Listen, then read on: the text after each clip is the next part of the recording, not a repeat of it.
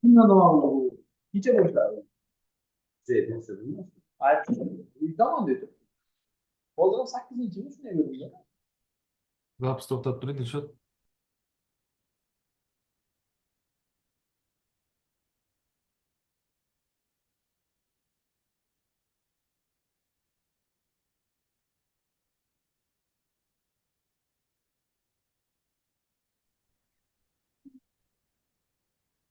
Hurmatli komissiyalar, ruxsat bersalar suhbatni boshlaymiz. Birinchi nomzod Ablakulova Layla Ilhom qizi 1992-yilda Xatirchi tumanida tug'ilgan.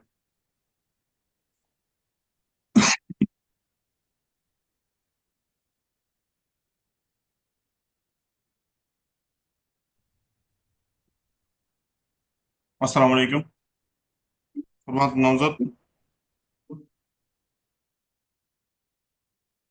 siz bilan Ijtimoiy himoya milliy agentligi Navoiy viloyat boshqarmasi tanlov komissiyasi suhbat o'tkazadi. Suhbat jarayonida savollar random tartibida ekran orqali berib boriladi. Savollarga bo'lgan ketma-ketligingizda javob berishingiz mumkin. Bundan tashqari, komissiya tomonidan 5 tagacha qo'shimcha savol berilishi mumkin. Suhbat jarayonlari bevosita Davlat xizmatlarini rivojlantirish agentligi Navoiy viloyat filiali mutaxassisi tomonidan kuzatib boriladi. Suhbatga tayyormisiz? Tayyor.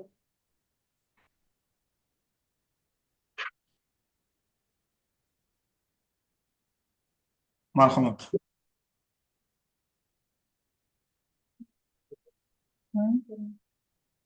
O'zgalar parvarishiga muhtoj, yolg'iz va yolg'iz yashovchi keksalar qancha muddatda chuqurlashtirilgan tibbiy ko'rikdan o'tkaziladi? Yilda bir marta chuqurlashtirilgan tibbiy ko'rikdan o'tkaziladi. Nogironligi bo'lgan shaxslar uchun oliy ta'lim muassasalarida qancha miqdorida qo'shimcha qabul kvotasi ajratiladi?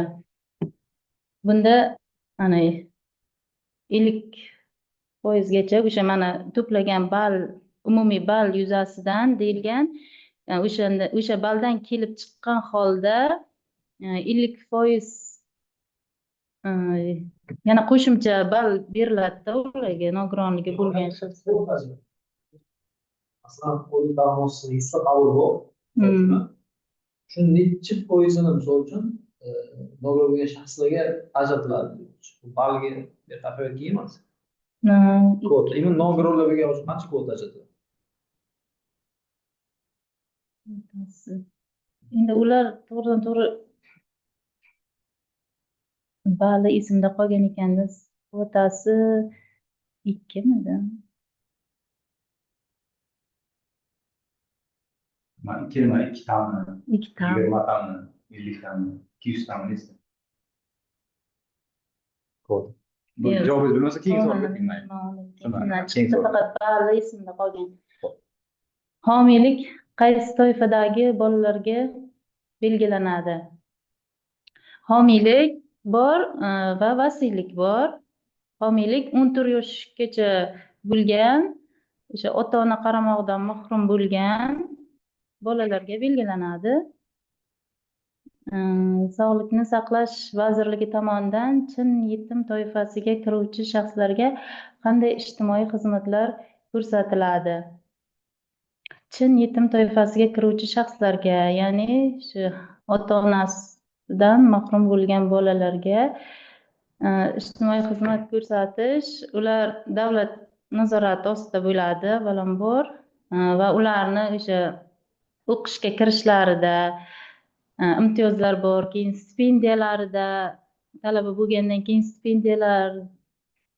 stipendiyasi ham doimiy o'qiyotgan talabalarga nisbatan yuqoriroq to'lab beriladi. Yana chin yetim toifasiga kiruvchi shaxslar. Sog'liqni saqlash vazirligi ko'rsatilgan xizmat haqida. Sog'liqni saqlash vazirligi tomonidan.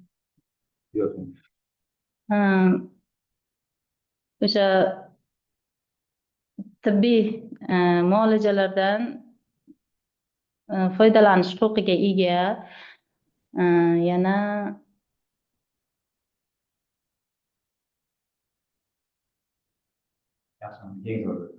oilaviy bolalar uyi kim tomonidan tashkil etiladi va tugatiladi? Oilaviy bolalar uyi. Nima, menimcha shahar va tuman hokimi tomonidan tashkil etilib tugatilsa kerak. To'g'risi shu safar o'qimadim, shu oqsoqladim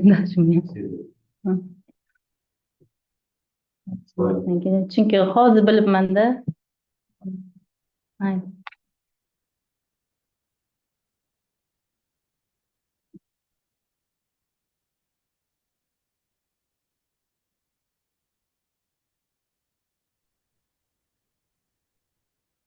Hurmatli komissiya a'zolari, navbatdagi nomzod Mansurova Yulduz G'ulom qizi 2001-yilda Navbahor tumanida tug'ilgan.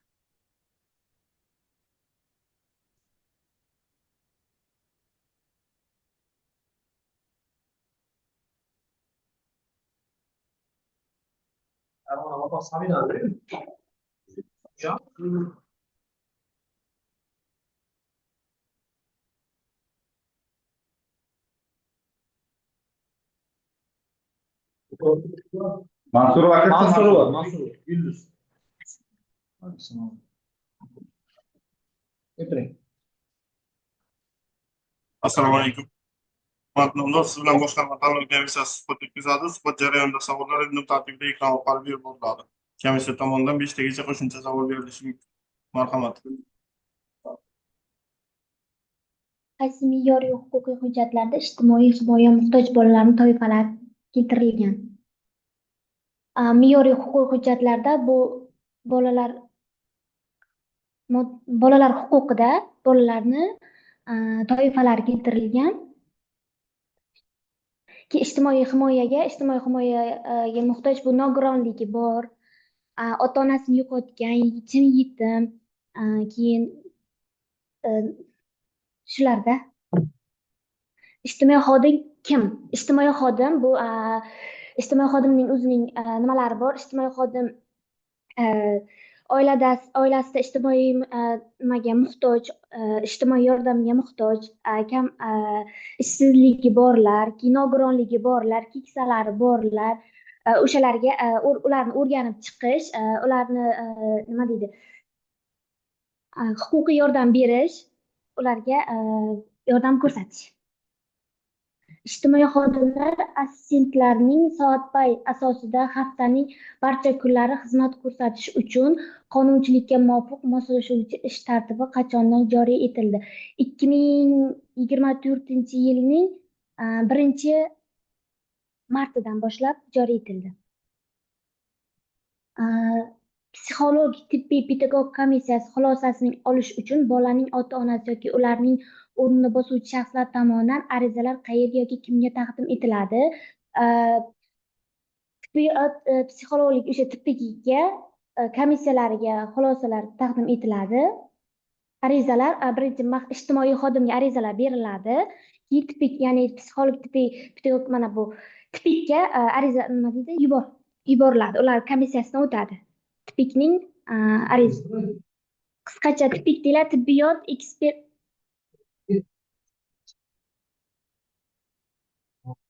psixolog tibbiy pedagog komissiyasi xulosasini olish uchun deyapti. Bola ota-onasi ularning bosh qo'yuvchi shaxslar Xulosa nima uchun kerak? bu haqiqatdan ota-onasi nima deydi?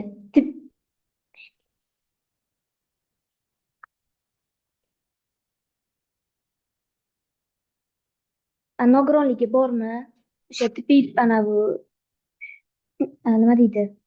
Kasalligi, ya'ni nogironligi, psixologik jihatdan nogironligi borligi bo'yicha belgilash uchun. O'zbekiston Respublikasi Prezidenti huzuridagi Ijtimoiy himoya milliy agentligi tomonidan vazirlik va idoralarning muvofiqlashtiriladigan va monitoring qilinadigan faoliyat yo'nalishlarini aytib bering.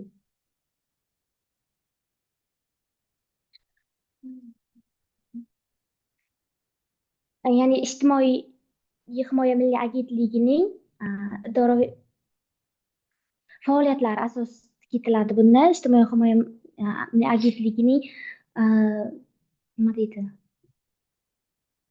Faoliyatlari mahallalarda kambag'allikni qisqartirish, Milliy ishlar vazirligi hokimiyatlar tashkilotlar bo'ladi shunaqa. Hmm. Shularni faoliyat yo'nalishlarini monitoring qiladi ijtimoiy umumiy agentlik. Mhm. O'sha faoliyat monitoring qiladigan faoliyat yo'nalishlarini ayting. Ijtimoiy agentlik o'zi faoliyat yo'nalishlari emas. Ijtimoiy agentlik tomonidan monitoring qiladigan boshqa tashkilotlarning faoliyat yo'nalishlari. Adliya Adliya informatsiyasi. Adliya vazirligi sudlarga nima deydi?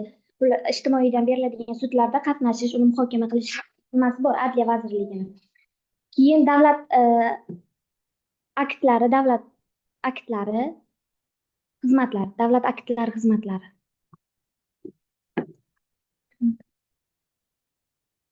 Birinchi marta kirishdi. Ha, birinchi marta. Tayyorlanish kerak, ha? Mayli, salomat. Mayli, rahmat.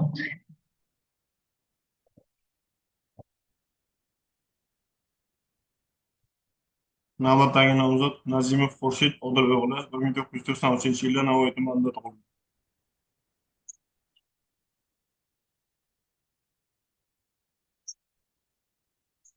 Assalomu alaykum, hurmatli nomzod. Siz bilan boshqarma tanlov komissiyasi suhbat o'tkazadi. Suhbat jarayonida savollar random tartibda ekran orqali berib boriladi. Assalomu alaykum.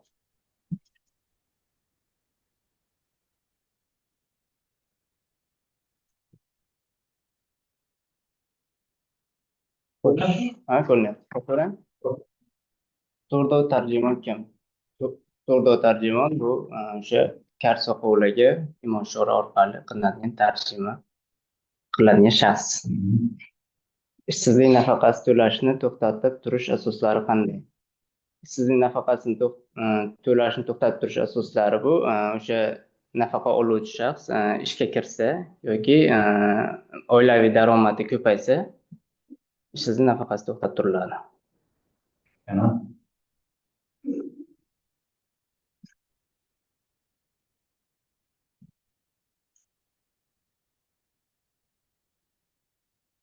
yaxshi, mana keng. Nogironligi bo'lgan shaxslar uchun mumkin bo'lgan mehnat faoliyati turlari to'g'risida tavsiyanoma kim tomonidan beriladi?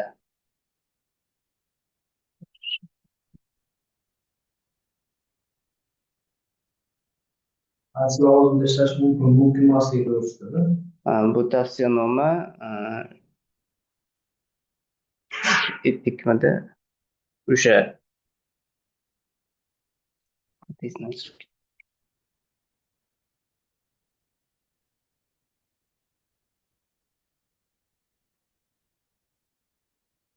tibbiy ekspertiza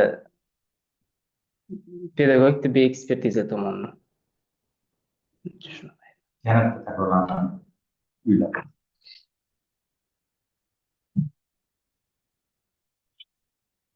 Pedagog, psixolog, tibbiy ekspertiza. Keng savol bering. Urush va mehnat faxriylari uchun Respublika ijtimoiy qo'llab-quvvatlash markaziga yana qaysi toifadagi shaxslar qabul qilinadi?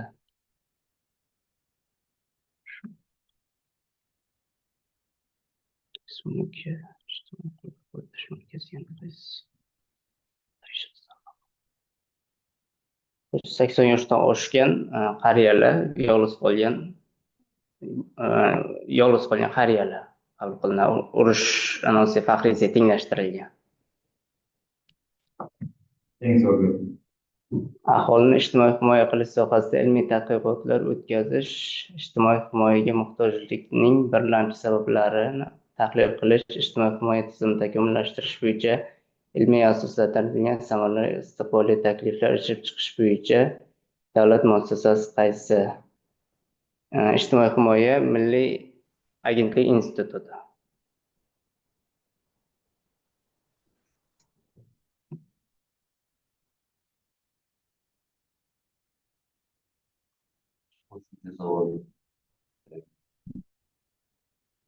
Yakka yolg'iz o'zgalar parvarishga muhtoj bo'lgan, yakka yolg'iz nogironligi bo'lgan shaxslar necha turga bo'linadi? Yakka yolg'iz o'zgalar parvarishiga muhtoj bo'lgan shaxslar 18 yoshgacha bo'lgan bolalar, nogiron bolalar, keksa yoshdagi qariyalar,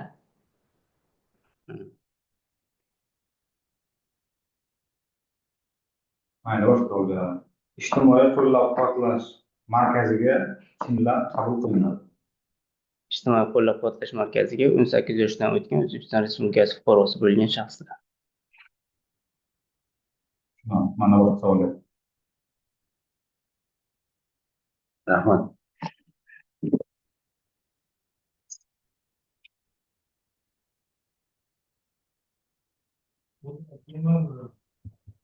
Hurmatli komissiya a'zolari, navbatdagi nomzod Ahmedov Zokirjon Botir o'g'li. 1997-yilda Navoiy tumanida tug'ilgan. Assalomu alaykum, hurmatli nomzod. Siz bilan boshqarma tanlov komissiyasi suhbat o'tkazadi. Suhbat jarayonida savollar endi tartibda ekran orqali taqdim etib boriladi. Savollarga bilgan ketma-ketligingizda javob berishingiz mumkin. Bundan tashqari, komissiya tomonidan 5 tagacha qo'shimcha savol berilishi mumkin. Marhamat. Sog'liqni saqlash vazirligi tomonidan chin yetim toifasiga kiruvchi shaxslarga qanday ijtimoiy xizmatlar ko'rsatiladi? Ketma-ketligi shart emasmi?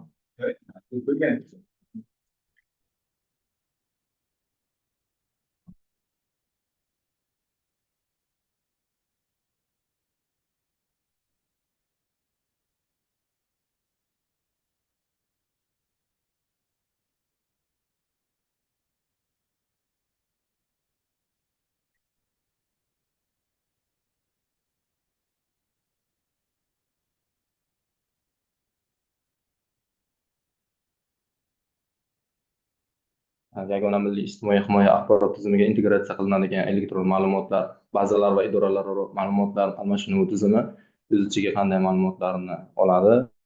Unda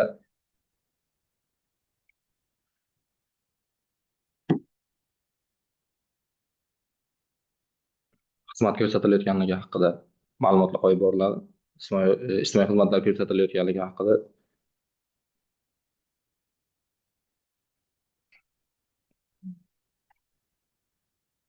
Birinchi marta kirsizlar.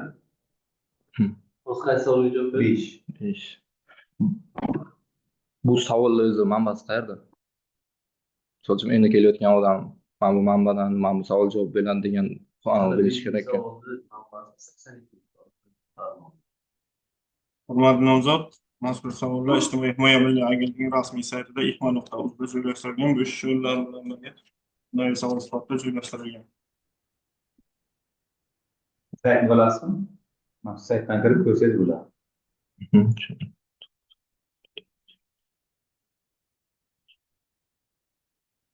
Chin yetimlarga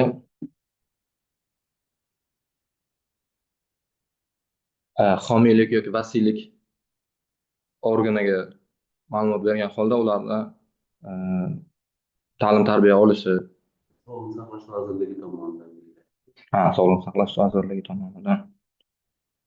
Sog'liqni saqlash vazirligi Oddiy qilib tushuntiradigan bo'lsa, sizga mani qo'limdan misol uchun ota-ona qaramog'idan mahrum bo'lgan bola bo'lsa, masalan, jiyanim bo'lsa, men vasiysi bo'lsam, uni olib больницаga, poliklinikaga yetsam, qanaqa menda imtiyoz bor o'sha bolaga nisbatan?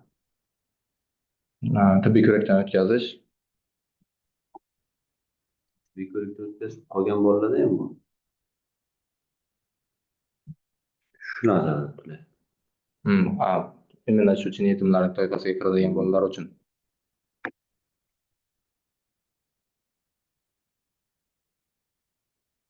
Yaxshi, agar nima bo'lsa, tayyorlanishimiz ko'p. Hozirgi yarim soat, bir soatga tayyorlab bersam bo'lmaydimi? O'zgina parvarishga muhtoj bo'lgan o'z keksalar va nogironlik bo'lgan shaxslarga inson xodimlar tomonidan qanday turdagi xizmatlar va yordamlar ko'rsatiladi? Uni birinchi yashash joyi o'rganiladi. Ikkinchi savol. Yashash joyi o'rganiladi, uni sharoitlari, kasalligi bo'lsa, qanaqa kasallik bilan kasallangan, qanaqa yordamlarga muhtoj, uyini tozalash, gigiyenik talablarga javob beradimi yo'qmi o'rganiladi.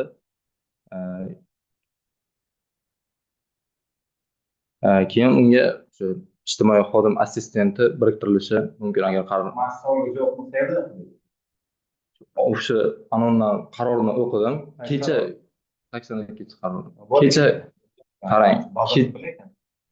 man oldin u ishga topshirib ko'rganman, qabul qilinmagan, yana qabul qilinmaydi deb shunchaki bosib ko'rganman. Kecha ko'rsam suhbat belgilangan ekan ertaga. Man u tayyorlanishga ulgurmadim. Keyingilarga javob berib ko'rsam bo'ladimi? Yolg'iz yashaydigan hamda yolg'iz keksa nogironligi bo'lgan shaxsning hayotiy vaziyatini baholashda nimalar nazarda tutiladi? Ikkinchi savol bilan uchinchisi o'xshash emasmi?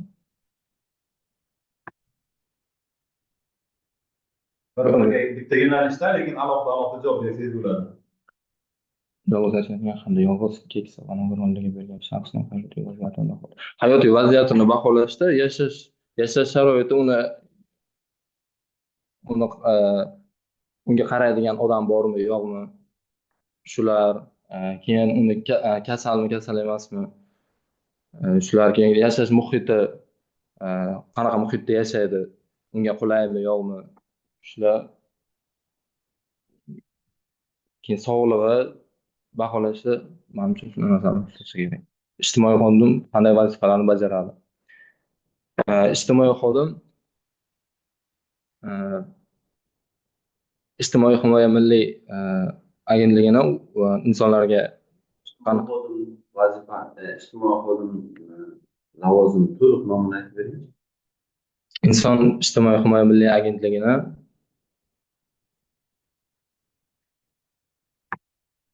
xodimi, kompleks xizmat ko'rsatuvchi xodim.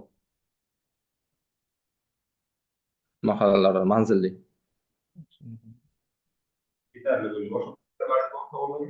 Ijtimoiy xodim davomini aytmoqchi. Ijtimoiy xodim qanday vazifalarni bajaradi?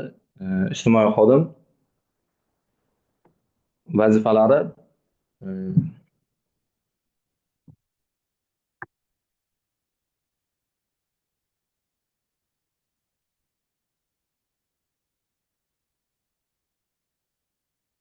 keksalar, qariyalar yoki nogironligi bo'lgan shaxslarga yordam ko'rsatish, ayollarga ularni himoyasiga yordam ko'rsatish, yoshlarga ko'mak ko'rsatish, bolalarga ko'mak ko'rsatish vazifalarini bajaradi. Ularni manzilga borib o'rganadi hamda o'sha yagona tizimga kiritib, ularga pasport taqdim etiladi o'sha orqali.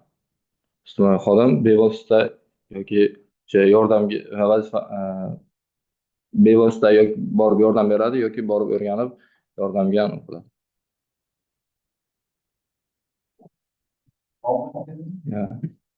Bu qanaqa shkalada baholanadi, qanaqa javob beriladi?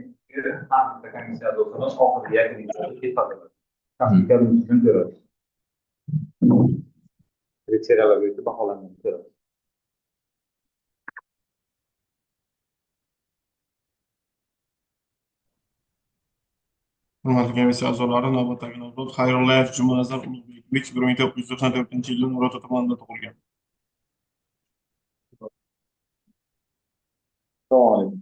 Assalomu alaykum. Hurmatli nomzod, siz bilan boshqarma tanlov komissiyasi suhbat o'tkazadi. Suhbat jarayonida savollar random tartibda ekran orqali berib boriladi. Marhamat. Uy-joyga muhtoj bo'lgan yetim bolalar va ota-ona qaramog'idan mahrum bo'lgan bolalar kim tomonidan qaysi elektron platforma orqali onlayn navbatga qo'yiladi? Ikkinchisi, ijtimoiy xodim xotin-qizlar faoli bilan qanday hamkorlik ishlarini olib boradi? Birinchi bilganlarimni aytaman. Ijtimoiy xodim xotin-qizlar faoli bilan qanday hamkorlik ishlarini olib boradi? Ijtimoiy xodim xotin-qizlar faoli bilan o'sha xotin-qizlarni kasb-hunarga o'rgatish, xotin-qizlarga o'sha zarar keltirayotgan o'sha shaxslar tomonidan ijtimoiy himoyaga olish bilan birga ish olib boradi. Bola huquqlari to'g'risidagi konvensiya haqida bilasizmi? Bola huquqlari to'g'risidagi konvensiya 1992 yil O'zbekiston Respublikasida ratifikatsiya qilingan bola huquqlari to'g'risidagi konvensiyada bolaning yoshi, irqi, dini, jinsidan qat'iy nazar o'sha har bir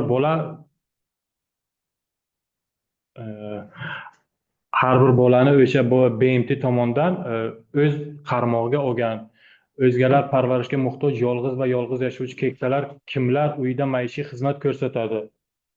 O'zgalar parvarishga muhtoj yolg'iz va yolg'iz yashovchi keksalarga o'sha ijtimoiy xodim assistenti tomonidan uylariga borib maishiy xizmatlar ko'rsatadi. Ijtimoiy ish qaysi tamoyillarga asoslanadi? Ijtimoiy ish qaysi tamoyillarga asoslanadi? Ijtimoiy ish ishda o'sha xodim voyaga yetmagan bolalarni himoya qilish, ijtimoiy himoyaga muhtoj bo'lganlarga yordam ko'rsatish, ishni to'g'ri tashkil etish va turli xil ijtimoiy chora-tadbirlar tashkil etish tamoyillariga asoslanadi. Uy-joyga muhtoj bo'lgan yetim bolalar va ota-ona qaramog'idan mahrum bo'lgan bolalar kim tomonidan qaysi elektron platforma orqali onlayn navbatga qo'yiladi?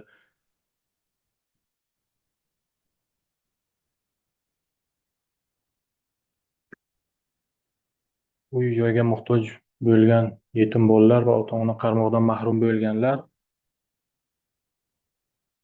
Bu savolga javob bera olmayman. Qo'shimchalar bormi savollarga? Birlikda qayg'ular tumanida. Beshinchisi. Nurotay topshirgan. Ha, shunday. Avvalsoy G'afurov. So'yman xabar olmagan. Ikkalasi ham ishlash imkoniyati bor. To'g'ri. O'zi qayerda turasiz? Nurotada turaman. Mana shahar ichi. G'afur G'ulom bilan uyimizdan bir 2 minutlik yo'lda mahallaga. Avvalsoychi. Avazsoy 25 kilometr. Topshiribsiz-ku ikkalasiga. Bu hozir ishlaydigan joyim 90 kilometr. Maktabda ishlayman. Temir qovoqda. Temir qovoq o'zbekmi? Yo'q. Qovoqda nima bor? Nursulton bor. Yaxshi ishlayapti. KPI eng yuqori bor. KPI bo'yicha ozgina kecha o'qidim. Ijtimoiy himoya milliy agentligi direktorining 42-sonli qarori chiqdi, 10 ta edi. Tamoyil endi 11 ta bo'libdi. Yo'q, u Google'da ochiq do'stimiz qanaqa? Ayolim ishlaydi. Ha, bizda ishlayapti. Ha, Qayerda? Istiqbol mahallasida. Mana. Nurotada. Yaxshi. Mayli.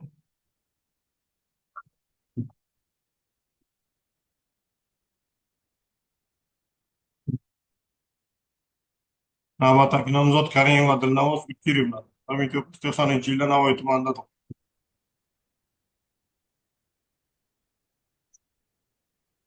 Assalomu alaykum. Hurmatli nomzod, siz bilan boshqarma tanlov komissiyasi suhbat o'tkazadi. Suhbat jarayonida savollar random tartibida ekran orqali berib boriladi. Komissiya tomonidan 5 tagacha qo'shimcha savol berilishi mumkin. Marhamat. Oilaviy bolalar uyiga tarbiya olingan har bir nogironligi bo'lgan bolaning davolash, sog'lomlashtirish xarajatlari har oyda qancha mablag' ajratiladi? Oilaviy bolalar uyiga tarbiyaga olingan nogironligi bo'lgan bolani davolanish uchun eng kam oylik ish haqini 1,5 baravari miqdorida mablag' ajratiladi, adashmasam. Ichki ishlar organlarining voyaga yetmaganlarga ijtimoiy huquqiy yordam ko'rsatish markazlariga yo'naltiriladigan shaxslar to'g'risidagi ma'lumot profilaktika inspektori tomonidan qaysi tashkilotga yuboriladi? Voyaga yetmagan bolalar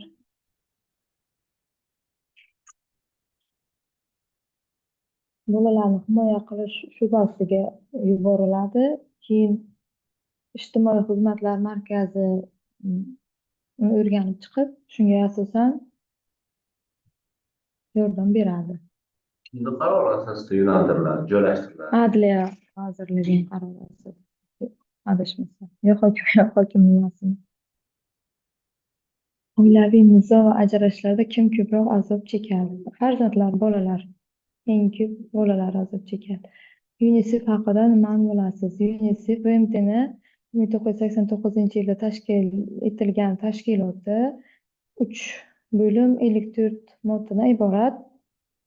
O'zbekiston 1992-yilda a'zo bo'lgan. Bolalarni himoya qilish asosiy vazifasi bolalarni himoya qilishga qaratilgan. Qanday holatlarda voyaga yetmaganlar to'la muomalaga layoqatli deb e'lon qilinishi mumkin?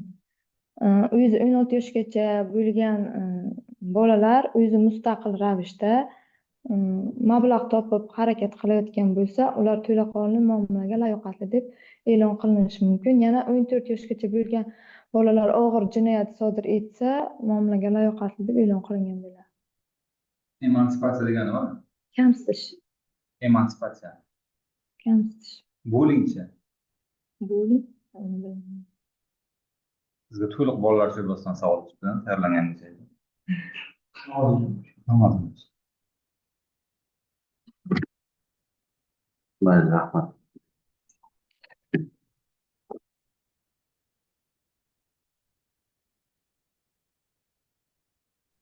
Hurmatli komissiya a'zolari, navbatdagi nomzod Amirqulova Odila Rabbimqul qizi 1998-yilda Kattaqo'rg'on tumanida tug'ilgan.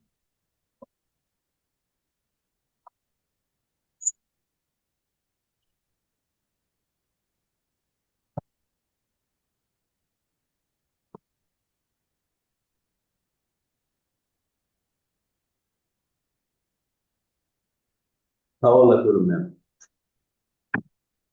Hurmatli nomzod, savollar random tartibda ekran orqali berib boriladi. Savollarga bo'lgan ketma-ketligida javob berishingiz mumkin. Marhamat. Savollar bilan imo-ishora tilida tarjima qilish usuli qanday tarjima turi deyiladi? Surdopedagog time management haqida tushunchaga egamisiz? Ha, time management bu vaqtni taqsimlash. Qisqa javob bersam maylimi? Savolga qisqa javob berish degan xato javob. Surdopedagog.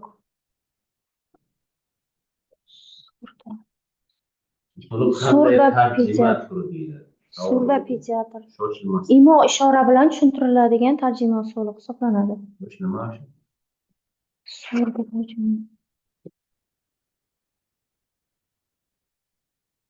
Surda tarjima. Surda pedagogmi? Surda tarjima. Surda tarjima. Uchinchisi, nogironligi bo'lgan shaxslar uchun mumkin bo'lgan mehnat faoliyati turlari to'g'risidagi tavsiyanoma kim tomonidan beriladi? Nogironligi bo'lgan oldinroq bo'lsamaymi? Nogironligi bo'lgan shaxslar uchun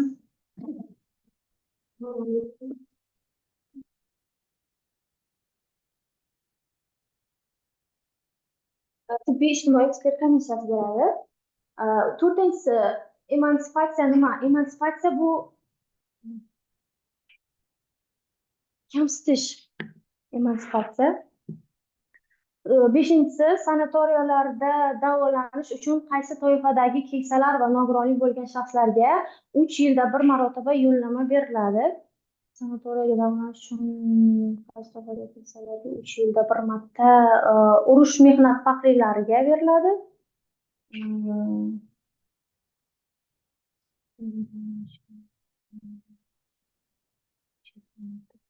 Shu urush mehnat faxriylariga beriladi. Time management vaqtni taqsimlash, vaqtni bor. Masalan, mana shu kun tartibini belgilab olish, oddiy qilib aytganda, Ijtimoiy xodim bo'lib ishlash to'g'ri. Sanatoriyaga nima qarashni o'rganamiz? sanatoriyaga oldinmi? Ism familiyasi Tinayev Saidmurodga sanatoriyaga yo'llanma. Birinchi va ikkinchi guruh nogironligi bo'lgan shaxslarga yolg'iz toifa.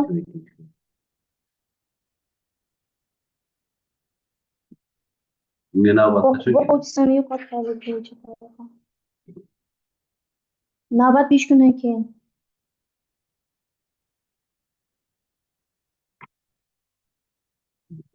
O'zga parvarishga muhtoj bo'lgan shaxslar toifasiga kiradi. O'zgalar parvarishga muhtoj. Yo'q, toifa emas, o'zgalar parvarishga muhtoj. Sanatoriyada qanaqa toifalar bo'ladi? Uchalasidan 3 ta bo'ldi. Nogironligi bo'lgan shaxslar toifasi. Bo'pti, rahmat.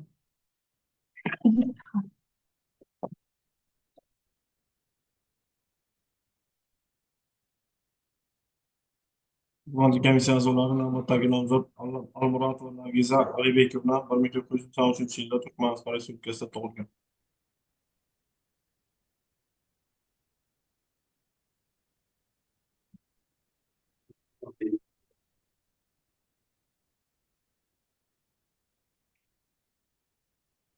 Nomzod siz bilan boshqarma tanlov komissiyasi suhbat o'tkazadi. Suhbat jarayonida savollar random tartibda ekran orqali berib boriladi.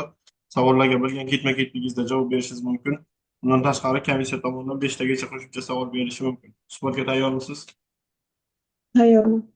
Marhamat. Birinchi savol: nogironligi bo'lgan shaxslar uchun oliy ta'lim muassasalari qancha miqdorda qo'shimcha qabul kvotalari ajratiladi?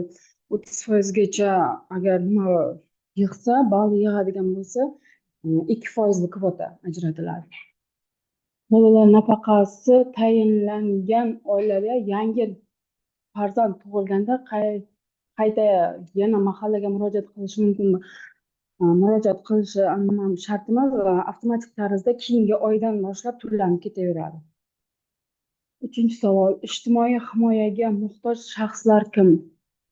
Ijtimoiy himoyaga muhtoj shaxslar nogironligi bo'lgan shaxslar, yakka yolg'iz keksalar, 18 yoshgacha bo'lgan nogironligi bo'lgan shaxslar,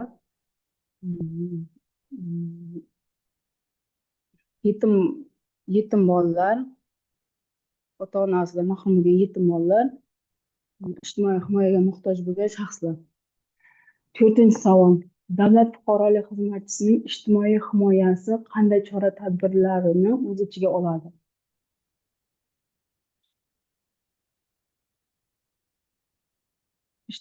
Beshinchi savol: ijtimoiy xodimlar tomonidan nogironligi bo'lgan shaxslarga ko'rsatiladigan ijtimoiy xizmatlar va yordamlar turlarini ayting. 18 yoshgacha bo'lgan nogironligi bo'lgan shaxslarga yagona bazaga kirgizib, ularga pensiya bo'yicha tayinlash bo'yicha nogironlik 18 yoshgacha to'lmagan farzand bolalar uchun nimasidan xabar olinadi, oilaviy ahvolidan xabar olinadi. Keyin nafaqalar tayinlash bo'yicha, nogironlik nafaqalari.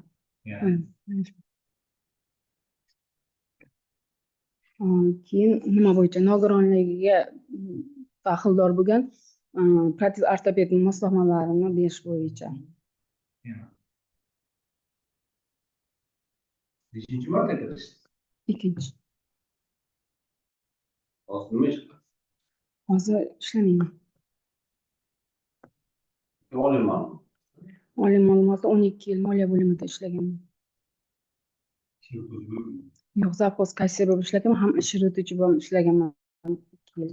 Qaysi mahalla? Navro'z mahallasi. Avval kim ishlagan? Mehra degan qiz Ishlagan? ishlagan. Toni. To'rtinchi savol qoldi. Fuqarolik xizmatchilarining ijtimoiy himoyasi qanday chora-tadbirlar ijtimoiy himoyasi qanday chora-tadbirlar ichiga oladi?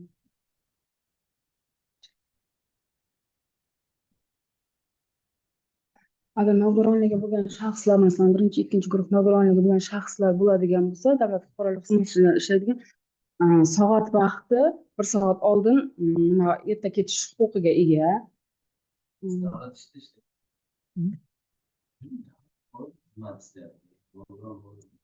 Biza qanaqa ijtimoiy himoyaga Sug'urtalanish kerak.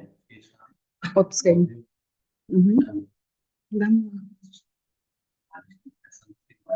Mehnat kodeksiga asosan yiliga bir marta nimaga chiqishga, 30 ga chiqishga haqli. O'sha vaqtda moddiy yordam olishga ham haqli. Moddiy rag'batlantirish nimalarni olishga haqli.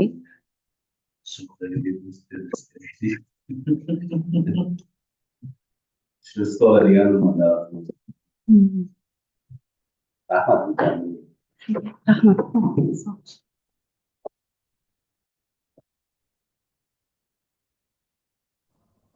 Hurmatli komissiya a'zolari, navbatdagi nomzod Saidulloyeva Feruza Sherali qizi 1995-yilda Navoiy tumanida tug'ilgan.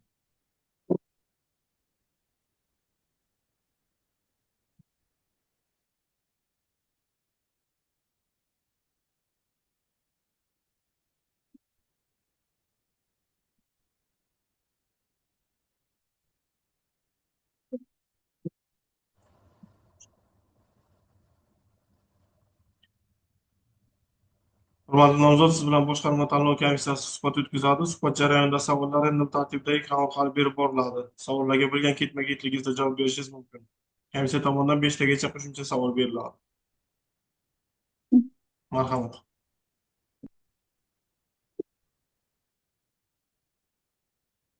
Ijtimoiy xizmatlarning monitoringi nima uchun o'tkaziladi?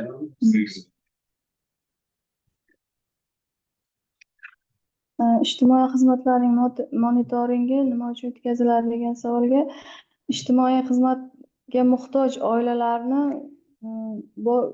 xonadonlariga borib o'rganish, ular to'g'risidagi haqiqatdan ham ijtimoiyga muhtoj oilalarni monitoring qilish tushuniladi. Bunday shakllarda turlari mavjud. Murojaatlarning shakllari anonim,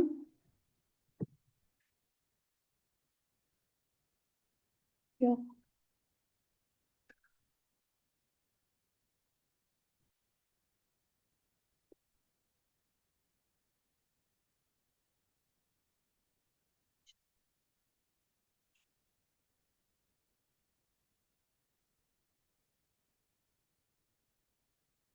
Endi bu murojaatlarni qanaqa bo'lishidan qat'iy nazarmi murojaat? Murojaat qanaqa bo'ladi?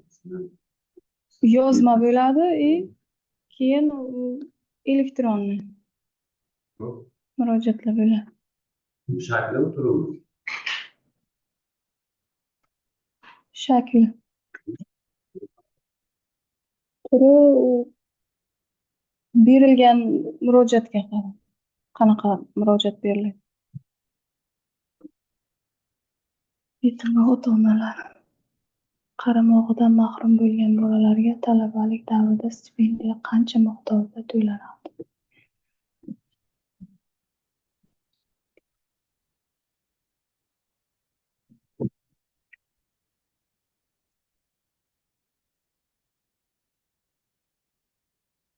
Beshinchisiga berib tursam bo'ladimi?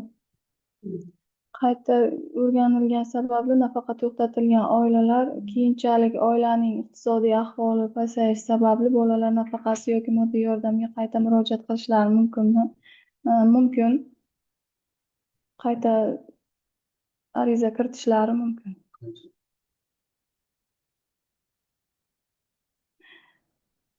Iqtisodiy ahvoli pasayishi sababli deyilyapti-ki, qancha vaqtga endi o'sha ishlash jarayoniga qarabdi, oila a'zolarida.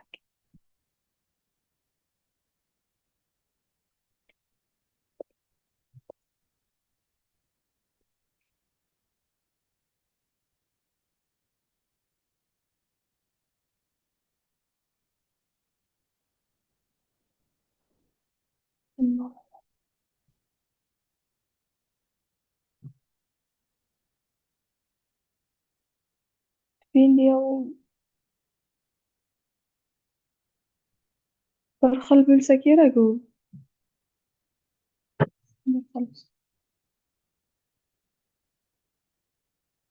Endi analar to'lab beriladi, to'g'rimi? Stipendiyani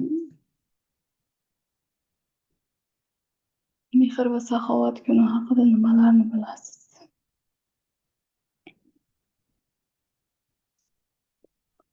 Bunga yo'q.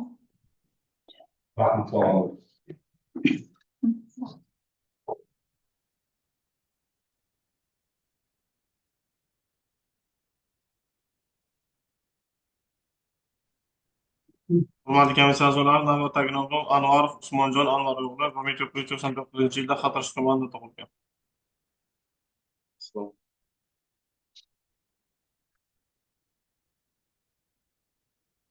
Hurmatli nomzod, siz bilan boshqarma tanlov komissiyasi suhbat o'tkazadi. Suhbat jarayonida savollar random tartibda ekran orqali berib boriladi.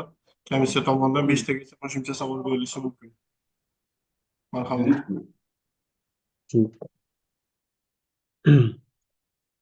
Bolalar nafaqasi to'lov muddati tugagandan keyin yana davom ettirishga qachon murojaat qilishi mumkin? Bolalar nafaqasi to'lov muddati tugagan oydan keyingi oyda murojaat qilish huquqi berilgan. Yolg'iz yashaydigan hamda yolg'iz keksa va nogironligi bo'lgan shaxsning yashash holati qay tartibda baholanadi? yolg'iz yashaydigan hamda yolg'iz keksa va nogironligi bo'lgan shaxsning yashash holati o'sha ijtimoiy xodimlar tomonidan uning yashash holati uyga borgan holda uning o'sha elementar harakatlar, elementar yashash holatlari, harakatlari baholanadi. Ya'ni o'sha qarindosh urug'lari, mahalla, qolgan o'sha tashkilotlar ma'lumotlar almashish yuzasidan o'rganib baholanadi. Oila yoki shaxsning holatini baholashda qanday usullardan foydalanish mumkin? Oila yoki shaxsning holatini baholashda qanday usullardan foydalanish mumkin? Oila yoki shaxs holatini baholashda o'sha xizmat, bevosita xizmat vaqti o'sha ijtimoiy xodim, xotin-qizlar faoli yoki mahalla raislari bevosita ular yashash joyiga chiqib o'rganadi, o'rganish davomida baholaydi va qarindosh urug'lari, keyin o'sha tashkilot muassasalarida o'zaro ma'lumot almashish yuzasidan ularni holatini baholash usullaridan foydalanish mumkin. Muayyan yashash joyiga ega bo'lmagan ijtimoiy himoyaga muhtoj aholi agentlik huzuridagi uy-joy fondiga ega bo'lgan muassasalarga 6 oy muddatgacha vaqtincha ro'yxatdan o'tkazish huquqi kimlarga beriladi? Muayyan yashash joyiga ega bo'lmagan ijtimoiy himoyaga muhtoj aholini agentlik huzuridagi uy-joy fondiga ega bo'lgan muassasalarga 6 oy muddatgacha vaqtincha ro'yxatdan o'tkazish huquqi kimlarga berilgan? Ijtimoiy himoya markaz direktorlari qarori bilan, markazda qarori bilan amalga oshiriladi. Protez, ortopediya moslamalari va reabilitatsiya qilishni texnik vositalari qanday tartibda beriladi? Ya'ni bu protez, ortopediya moslamalari va reabilitatsiya qilishning texnik vositalari 2021-yil 1-iyuldagi 411-sonli qarorga asosan tibbiy psixologik komissiya, o'sha tibbiy psixologik komissiyaning o'sha o'sha xulosasiga asosan, keyin tibbiy maslahat komissiyasi, tibbiy pedagog komissiyaning xulosasiga asosan beriladi.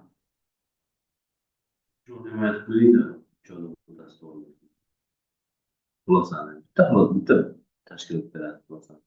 Xolos tibbiy psixologik pedagog ekspertiza komissiyasi xulosasi.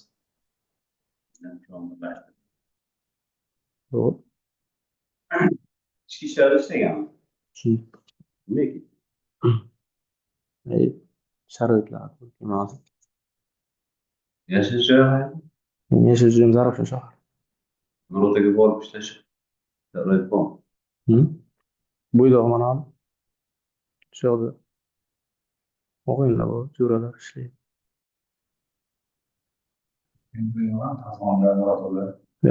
Azg'onda bor, Azg'onda ishlaganman, uchastka 1 yil.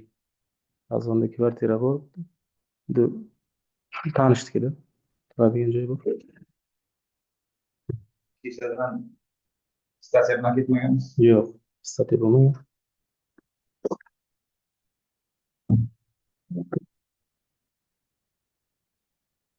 Tamam qo'ying, yetarli bir o'zini shaxsiy kabinetga beriladi.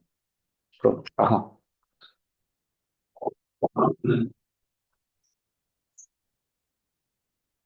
Hurmatli komissiya a'zolari, navbatdagi nomzod Abdumajidova Aziza Tohirova 1996-yilda Nurota tumanida tug'ilgan.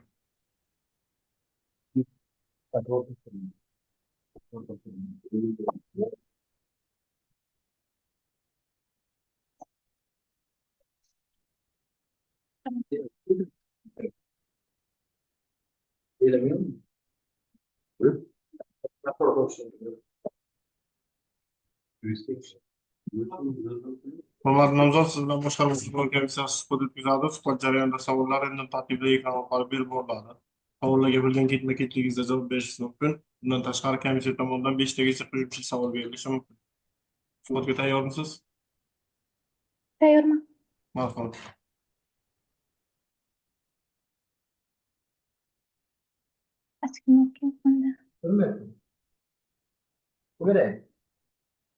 Birinchi savol, yer uchastkasini sotib olish bilan bog'liq xarajatlarni qoplab berishda temir daftarga kiritilgan imtiyozli toifadagi shaxslar uchun bir martalik to'lov qaysi jamg'arma hisobidan moliyalashtiriladi?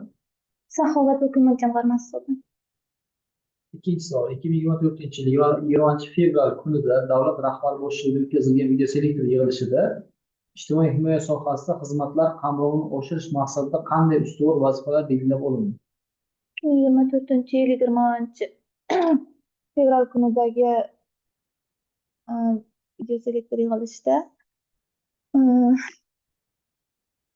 asosan shu kambag'allikdan chiqarish bo'yicha, keyin yana kambag'allikni qisqartirish bo'yicha ko'proq shularga urg'u berildida.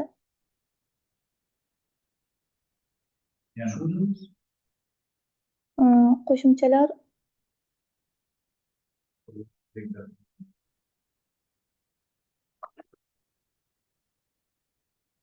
buni sizga keyinroq javob bersam bo'ladimi, to'ldirsam?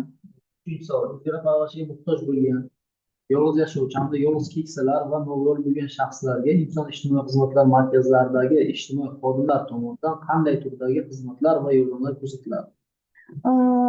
O'zgalar parvarishiga muhtoj bo'lgan shaxslarni bir yilda bir marta chuqurlashtirilgan tibbiy ko'rikdan o'tkazish jadvalini patronaj hamshira bilan birgalikda tuzish, keyin yo'qotilgan hujjatlarini tiklashda yordam berish, keyin yana xonadonlarida sanitar gigiyenik shunaqalarni o'tkazish uchun so'rovnoma kiritish kabi vazifalarni bajaradi. Keyin yana qarindoshlari bilan aloqalarni yaxshilash, keyin ma'naviy ma'rifiy tadbirlarda ishtirok etishlarini ta'minlash. Telefon berish. Sertifikat rasmiylashtirish uchun arizalarni qabul qilish. O'zgalar parvarishiga muhtoj bo'lgan yolg'iz yashovchi keksalarni 2 yilda bir marta sanatoriyaga yuborish uchun 2 yilda bir marta sanatoriyaga yuborish uchun arizalarni olish mumkin. Doim xizmat turiga kiradi. Bepul dori-darmon bilan davlat tomonidan berilishi mumkin bo'lgan bepul dori-darmon bilan ta'minlash. To'rtinchi savol. Nogiron bo'lgan shaxslar va bolalar uchun tabiiy ortopedik moslamalarga va reabilitatsiya sistemi vositalariga kim tomonidan tavsiya beriladi? Bolalar uchun bo'lsa agar shaxslar va bolalar nogironligi bo'lgan shaxslarga TEK tomonidan, nogironligi bo'lgan bolalarga TPEK tomonidan, tibbiy pediatriya ekspertiza komissiyasi tomonidan. Beshinchi savol. Time management haqida tushunchaga egamisiz?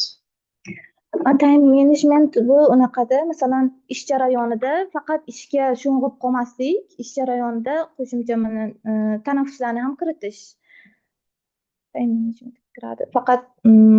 Faqat ishga sho'ng'imasdan, masalan, 25 minut ishlab, 5 minut qisqa tanaffus, uzoq ishlab qisqa tanaffuslarni kiritish kerak ish jarayoniga.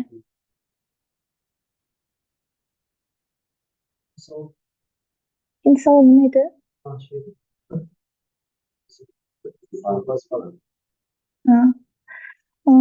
Ustuvor vazifalar shu asosan kambag'allikdan chiqarishga urg'u berilgan edi. Keyin yana joylarda ijtimoiy himoya tizimini takomillashtirish, aholini bu haqdagi xabardorligini oshirish.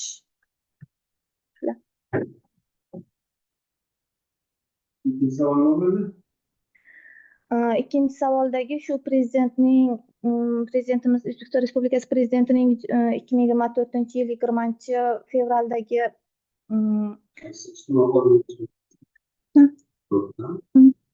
Qachon? 2024-yil 15-aprelda.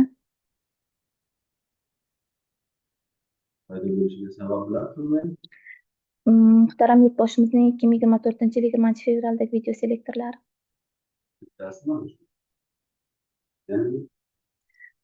Yana joylarda ijtimoiy yordam, aholiga ko'rsatiladigan ijtimoiy yordamlarni takomillashtirish, aholini xabardorligini oshirish shu bo'yicha.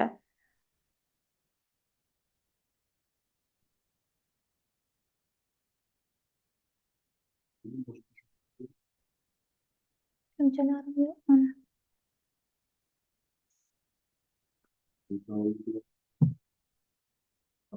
Saxovat va ko'mak jamg'armasi tomonidan. Rahmat sizga.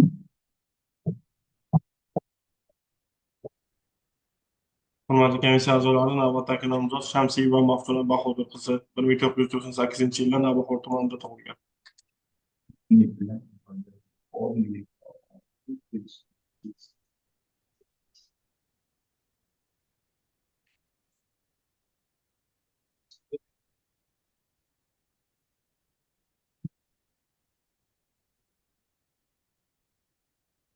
Hurmatli nomzod, siz bilan boshqarma tanlov komissiyasi suhbat o'tkazadi. Suhbat jarayonida savollar random tartibda ekran orqali berib boriladi.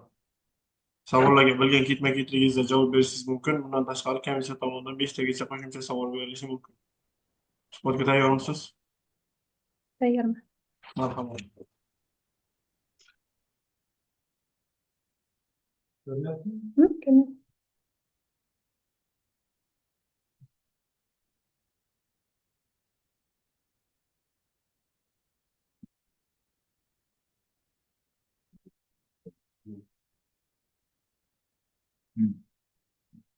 Birinchi savol. Ha, to'g'ri. To'g'ri. Taomni qarorga ketgan-ku. O'zim bilgan savolimga javob beraversam bo'ladi? Ha, orasida. Uchinchisi, inklyuziv ta'lim nima? Inklyuziv ta'lim bu inklyuziv ta'lim deganda inklyuziv ta'lim oluvchilarni ta'lim muassasalariga inklyuziv ta'lim oluvchilar uchun sharoit ularni harakatlanish sharoit mavjud bo'lganda inklyuziv ta'lim tashkil etiladi. Inklyuziv ta'lim olish uchun birinchi tibbiy psixologik komissiyaning ruxsatnomasi bilan amalga oshiriladi. Keyin u inklyuziv ta'lim oluvchi sinfxonalarda o'quvchilar soni 30 nafardan oshmasligi zarur hisoblanadi. Keyin bitta sinfda bitta sinfda inklyuziv ta'lim oluvchilar faqat bir xil turdagilar ta'lim olish huquqiga ega bo'ladilar. Bu inklyuziv ta'lim hisoblanadi.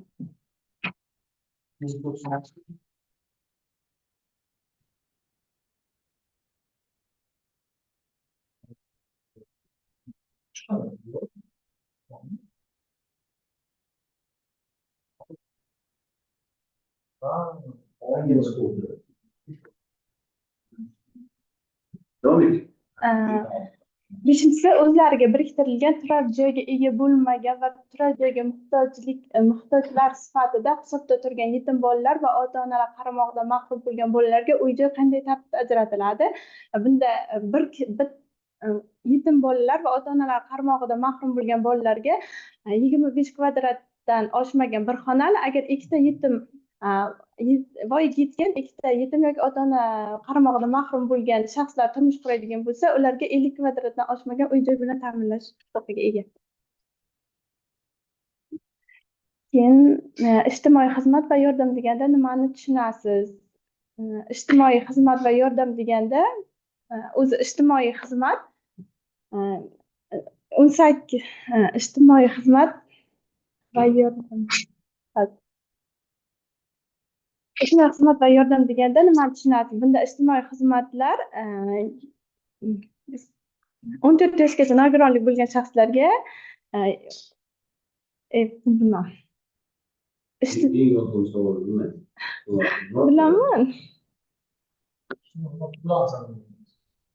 Ijtimoiy xizmat turlari tibbiy ijtimoiy xizmat, tibbiy psixologik ijtimoiy xizmat, tibbiy ijtimoiy xizmat, pedagogik ijtimoiy xizmat,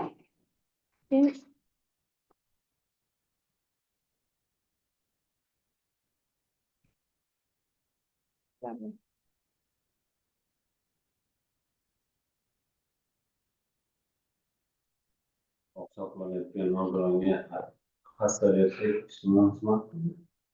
ijtimoiy yordam. Shunaqa misollarni Bilaman.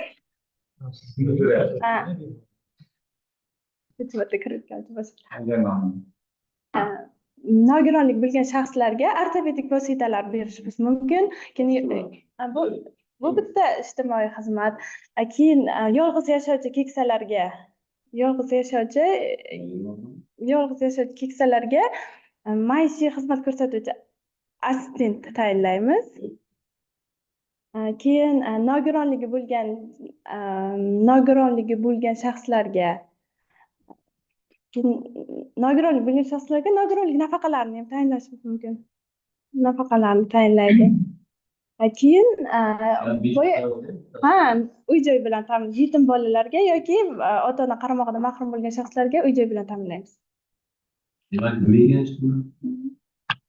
Shu yordamlarni ko'rsatish ijtimoiy xizmat. Hayotda munosib, teng sharoitlar yaratib berish boshqa jamiyat a'zolari bilan bir xil faoliyat yuritishlari uchun ularga shart-sharoitlar yaratib berishimiz. Qaratilgan chora-tadbirlar.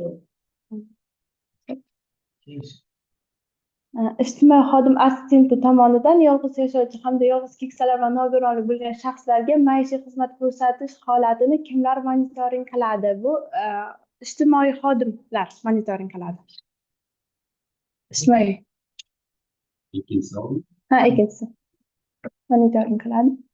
Kim birinchisi? O'zbekiston Respublikasi Prezidentining 2023 yil 1-iyundagi aholiga sifatli ijtimoiy xizmat va yordam ko'rsatish hamda uning samarali nazorat tizimini yo'lga qo'yish bo'yicha kompleks chora-tadbirlar to'g'risidagi Prezident farmoni 82-sonli farmonning mazmun mohiyatini tushuntirib bering degan. Bunda birinchisi ehtiyojmand fuqarolarga yordam ko'rsatish tamoyillarini ishlab chiqarish. Keyin alohida keyingisi fuqarolarning alohida ijtimoiy xizmatga muhtoj bo'lganlarni individual yordam ko'rsatish. Keyin mahalla yettiligida ijtimoiy xizmatni sifatini oshirish uchun yagona savolnoma joriy etish. Keyin beshinchisi mahallada ijtimoiy xizmatlarning samaradorligini oshirish uchun ijtimoiy xodimlar shartnomasiga binoan ishlar olib borish. Farmonda yozilgan narsalarni eslashga harakat qiladi. Farmonning mazmun mohiyati nima? O'zingiz bilsangiz. Farmonning mazmun Siz mohiyati o'tirgan tashkilot qayerda hozir? Qaysi tashkilot? Ijtimoiy xizmat tashkiloti. Tashkilotimiz to'g'ri Aholiga ijtimoiy xizmat ko'rsatish. Tashkilotimiz to'g'ri bilasizmi? Nima? Shoshilinmay eslab ayting. Ijtimoiy himoya agentligi. Ijtimoiy himoya milliy agentligi. Prezident farmoni Prezident 2023 yilda 1-iyundagi 82 farmon. Qaysi lavozimda ishlayapsiz? Ijtimoiy xodim. Qayerda ishlaydingiz? Mahallada. Demak, ijtimoiy xizmatlar mahallaga darajasiga tushdi. Mahalla darajasiga tushdi. Qaroatning mazmuni shu.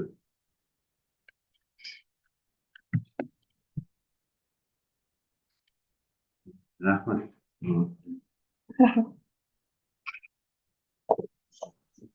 Hurmatli komissiya a'zolari, navbatdagi nomzod Nabiyeva Yulduz Dilshodovna 1994-yilda G'ijduvon tumanida tug'ilgan.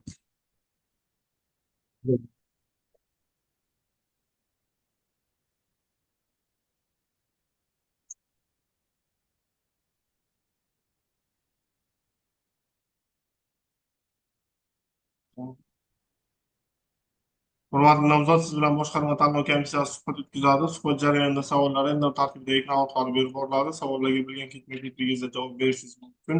Bundan tashqari komissiya tomonidan 5 tagacha qo'shimcha savol berilishi mumkin. Marhamat.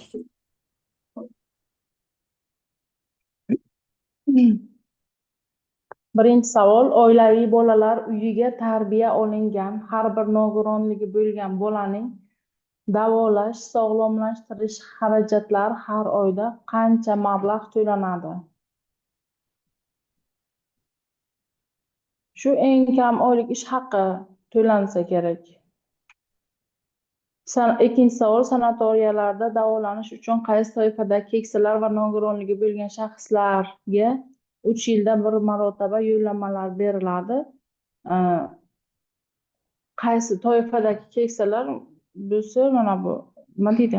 Mehnat faxriylari, urushga qatnashganlar, shu toifadagi keksalarga berilsa kerak. Uchinchisi, ijtimoiy xodimlar assistentining asosiy vazifalari nimalardan iborat? Ya'ni o'sha ijtimoiy xodimning yordamchisi bo'lsa, o'sha maishiy xizmat ko'rsatish, ya'ni hech kimi yo'q, yolg'iz keksalarni o'sha uyiga borib, ularga o'sha kerak bo'layotgan dori-darmon, nima deydi, oziq-ovqat mahsulotlari shulardan xabar olib, shularga qarashi ko'zda tutiladi. 4-savol, vasiylik nima? Vasiylik mana bu, xo'sh, ota-onasi chet elga ketgan, bola o'zi O'zbekistonda qolgan bo'lsa, shularga mana o'zining yaqin qarindoshlari yoki o'sha yaqin qarindoshlari ham bo'lmasa, o'sha uni qarashga, uni o'sha nima deydi, har taraflama ehtiyojlarini qondira oladigan kishini olishi vasiylik deb ataladi. Xo'sh, 5-savol, protez ortopediya moslamalarining turlarini sanab bering deydi. 5-savolga javobim yo'q.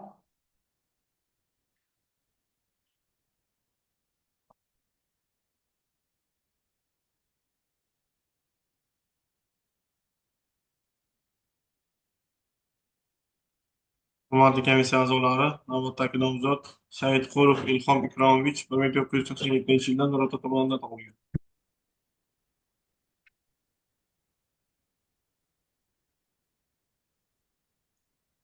Hurmatli nomzod, siz bilan boshqarma tanlov komissiyasi suhbat o'tkazadi. Suhbat jarayonida savollar random tartibda ekran orqali berib boriladi. Savollarga bilgan ketma-ketligingizda javob berishingiz mumkin. Bundan tashqari komissiya tomonidan 5 tagacha savol berilishi mumkin. Marhamat. Birinchi savol. Muayyan yashash joyiga ega bo'lmagan shaxslarni vaqtinchalik chet elga joylashtirish vakolati kimlarga beriladi? Kimlarga berilgan vakolat joylashtirish inson ijtimoiy xizmatlar direktori vakolatiga berilgan. Keyingisi o'taylik. Shaxsning kuchli shiddatli emotsiyasi tufayli o'zini ongni boshqara olmaslik holati nima deyiladi? Bu psixik jarayon deyiladi.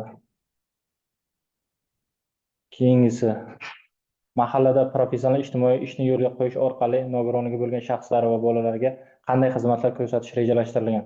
Mahallada ijtimoiy professional ish jarayonida nogironligi bo'lgan shaxslar va bolalarga dori-darmonlar bilan ta'minlash, ularni huquqiy, ijtimoiy tomondan malakali yordamlar berish, ularga alohida moddiy ta'minot nimalarini ishlab chiqish belgilangan. Davlat fuqarolik xizmatchisining ijtimoiy himoyasi qanday chora-tadbirlarni o'z ichiga oladi? Davlat ijtimoiy fuqarolik xizmatchisi asosan nogironligi bor shaxslar, yoki yolg'iz keksalar, ayollar daftari ayollar, o'shalar manzilda borib o'rganib, ularning sharoitlaridan kelib chiqib, ularga davlat fuqarolik xizmatchisining ijtimoiy himoyasi qanday chora-tadbirlarni o'z ichiga oladi? qanday Ijtimoiy xodim ko'rsatilgan xizmat haqida gapirmayapti. davlat fuqarolik xizmatchisining ijtimoiy himoyasi qanday chora-tadbirlarni o'z ichiga oladi? Hop, buni bilmadim. Keyin nogironligi aravachilik foydalanish muddati qancha? 60 oy.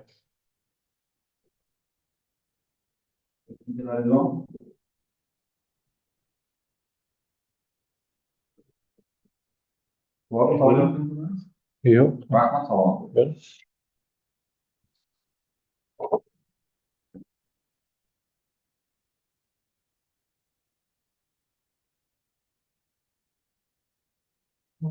Hurmatli komissiya a'zolari, navbatdagi nomzod Haydarov Jahongir Abduali o'g'li 1999-yilda Xatirchi tumanida tug'ilgan.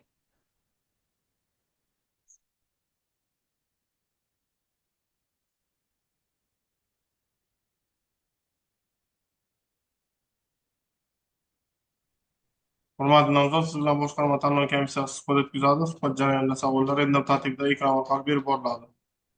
Savollarga bilgan ketma-ketligingizda javob berishingiz mumkin. Bundan tashqari komissiya tomonidan 5 tagacha qo'shimcha savol berilishi mumkin. Marhamat.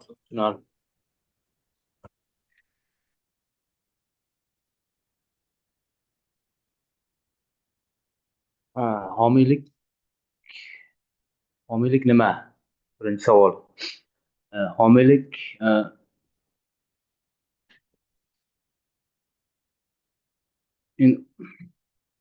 homiylik mana beg'araz ko'rsatiladigan yordam. Qisqa qilib tushuntiradigan bo'lsam, bolalarga tayyorlanadigan homiylik nima? Yo'q, aynan ularni. Ayollar daftari nima? Ayollar daftari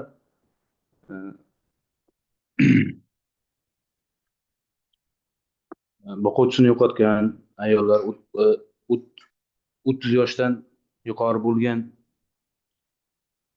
ayollarni o'sha ro'yxatga olish.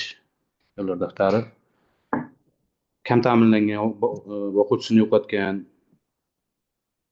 ayollarni ro'yxatga olish.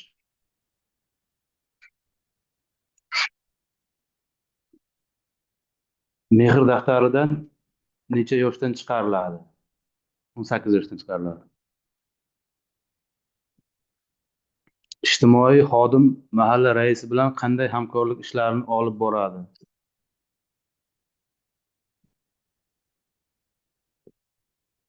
Mahalla raisi bilan o'sha mahallada kam ta'minlangan oilalarni, yolg'iz keksa nogironlarni yashash va o'rganadi.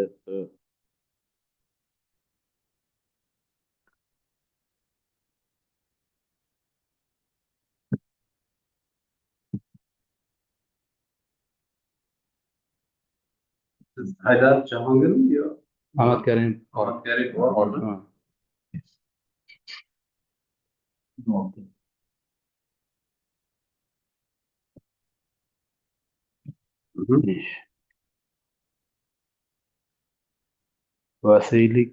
Vasiylik va homiylikka hamda oilaviy bolalar uyiga berilgan bolalarning huquqlari va qonuniy manfaatlari himoya qilinishi, ularning turmush sharoitlarining monitoring qilinishi kim tomonidan amalga oshiriladi?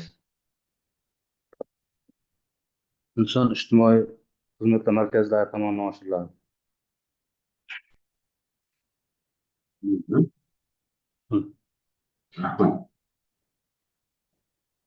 Javobmi? Savol.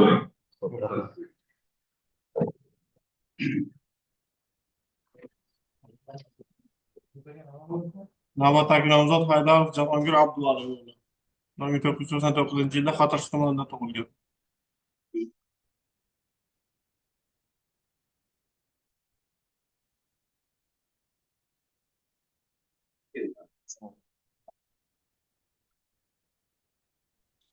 Hurmatli nomzod, siz bilan boshqarma tanlov komissiyasi suhbat o'tkazadi. Suhbat jarayonida savollar random tartibda ekran orqali berib boriladi.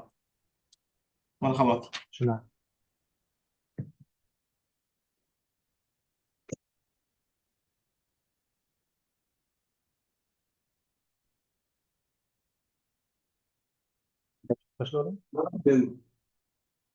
Kimlarga parvarishlash nafaqasi tayinlanadi?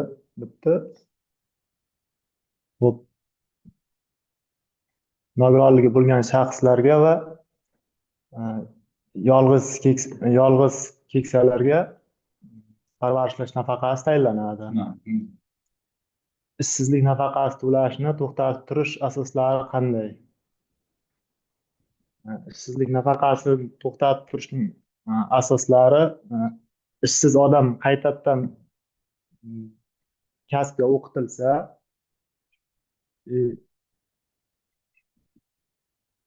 u malaka oshirishga jo'natilsa,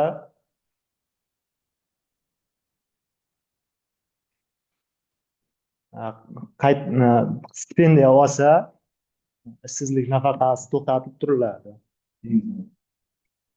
O'zgalar parvarishiga muhtoj bo'lgan yolg'iz keksalar va nogironligi bo'lgan shaxslar, yolg'iz keksalar va nogironligi bo'lgan shaxslar kimlar? O'zgalar ijtimoiy himoyaga muhtoj yolg'iz keksalarda, bu savolga javob berilgan. O'zgalar parvarishiga muhtoj bo'lgan yolg'iz keksalar va nogironligi bo'lgan shaxslar, yolg'iz keksalar va nogironligi bo'lgan shaxslar kimlar? O'zgalar parvarishga muhtoj bo'lgan yolg'iz keksalar bor. O'zgalar parvarishga muhtoj bo'lgan yolg'iz yashaydigan keksalar bor. Ikkalasini farqi nima? Farqi nimada deyapman? O'zgalar parvarishga muhtoj nogironligi bo'lgan yolg'iz keksalar bor. O'zgalar parvarishga muhtoj nogironligi bo'lgan yolg'iz yashaydigan keksalar bor. Ikkalasini farqi nimada? Savolga javob bering. o'zgalar parvarishiga muhtoj yolg'iz keksalar o'zi uyda yashaydi. Ikkinchisi oila a'zolari bilan yashashi mumkin. Yana oilasida yana kimlar bilan yashashi mumkin. Yolg'iz keksa deyapti, bir o'zi yashaydi oilasida. Bir kishidan iborat. Yolg'iz yashaydigan keksa qarindoshlar bilan birga yashaydi. Yashashi mumkin. Keyin so'rayman. Ayollar daftari necha yoshdan va qaysi toifadagi xotin-qizlar kiritiladi? Ayollar daftariga 30 yoshdan oshgan hayotda ijtimoiy, iqtisodiy, moddiy, jinsiy, huquqiy ehtiyojlari bo'lgan, kasb-hunarga, ta'limga, o'qishga ehtiyoji bo'lgan xotin-qizlar kiritiladi. 30 yoshdan oshgan bo'lishi kerak. 5-savol. O'zgalarga biriktirilgan turar joyga ega bo'lmagan va turar joyga muhtoj sifatida hisobda turgan yetim bolalar va ota-onalar qaramog'idan mahrum bo'lgan bolalarga uy-joy qanday tartibda ajratiladi?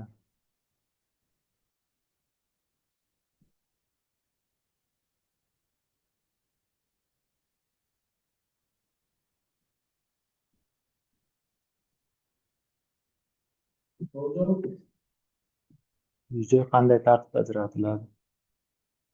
Aniq tartibini bilmayman. Rahmat.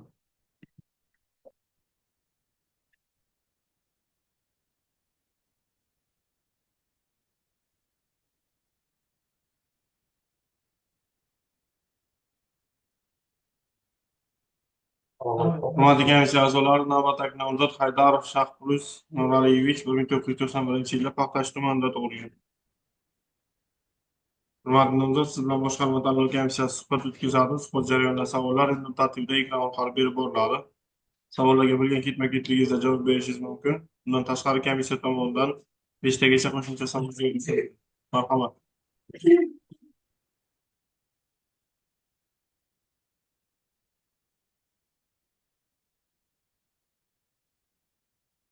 Pensiya miqdori nimaga bog'liq? Pensiya miqdori ish daromadi, ishlaganlik daromadi va ish stajiga bog'liq.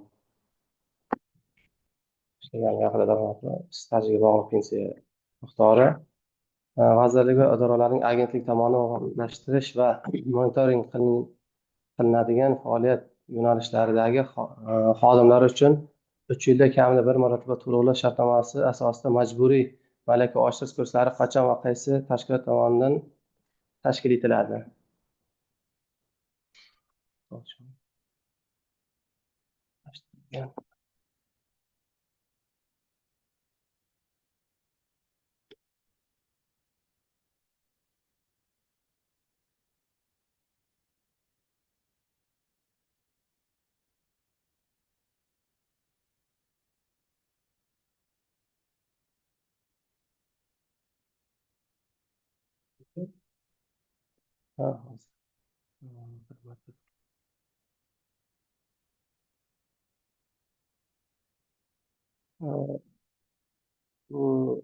Agentlik, ijtimoiy himoya agentlik tomonidan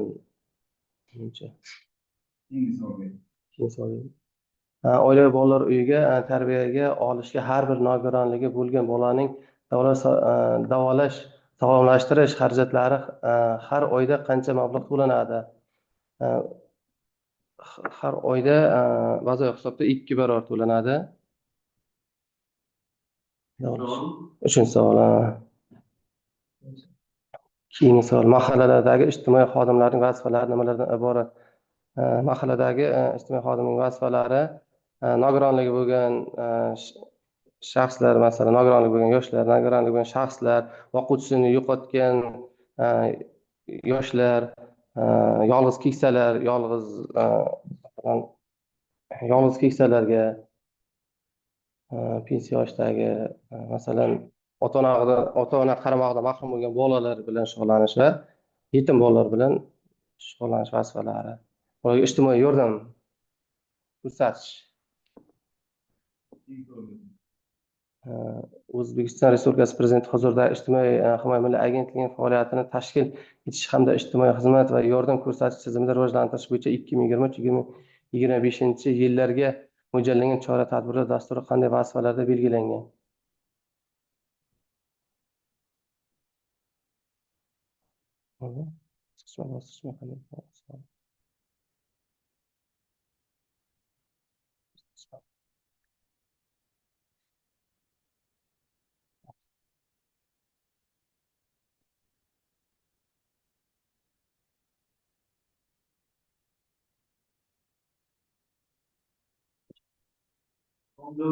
Qodir aka.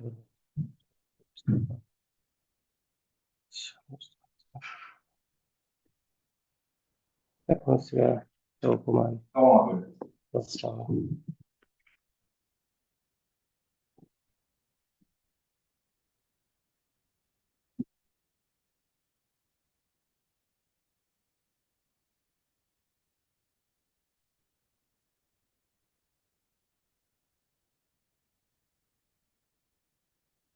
Bo'ldi yo'qmi? Ha, bo'ldi. Dilshod nomzod e'loni. Hurmatli komissiya a'zolari, navbatdagi nomzod Boltayev Olovla Ro'ziqul qizi 1991-yilda Navoiy tumanida tug'ilganlar. Hurmatli nomzod, siz bilan boshqarma tanlov komissiyasi suhbat o'tkazadi. Suhbat jarayonida savollar random tartibda ekran orqali berib boriladi. Savollarga bo'lgan ketma-ketligingizda javob berishingiz mumkin. Bundan tashqari komissiya tomonidan 5 tagacha qo'shimcha savol berilishi mumkin. Marhamat.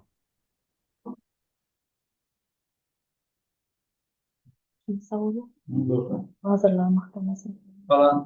Vazirlar Mahkamasining 2023-yil 14-oktyabrdagi 539-son qaroriga ko'ra inson ijtimoiy xizmatlar markazlari va ijtimoiy xodimlar ko'rsatadigan ijtimoiy xizmatlar va yordamlar nimalardan iborat?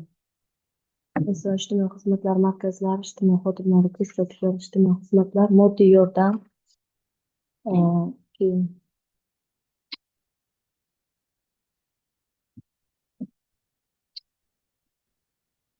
moddiy yordamda nogironligi bo'lgan shaxslarning huquq va erkinliklarini amalga oshirishdagi imkoniyatlar tengligi prinsipi nima?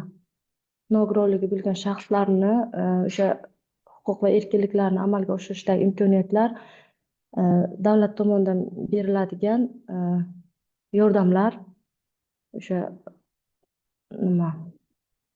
Masalan, bepul tibbiy xizmatdan foydalanish,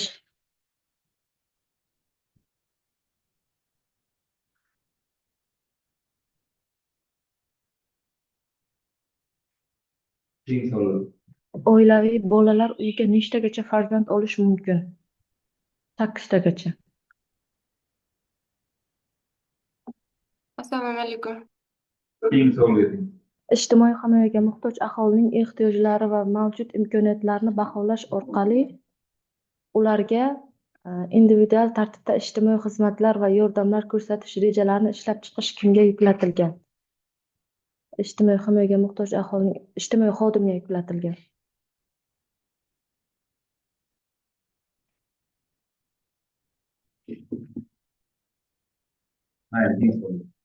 Beshinchi, tutingan ota-onalarga oilaviy bolalar uyidagi har bir tarbiyalanuvchi bolaning yashash xarajatlari uchun har oyda qancha mablag' ajratiladi? Har oyda 800 ming.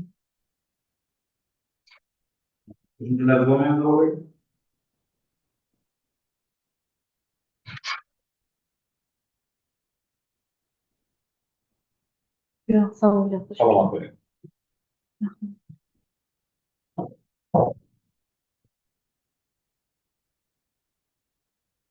Hurmatli komissiya a'zolari, navbatdagi nomzod Jo'ramurod Bahrombek Maqsud o'g'li 2001-yilda Qiziltepa tumanida tug'ilgan.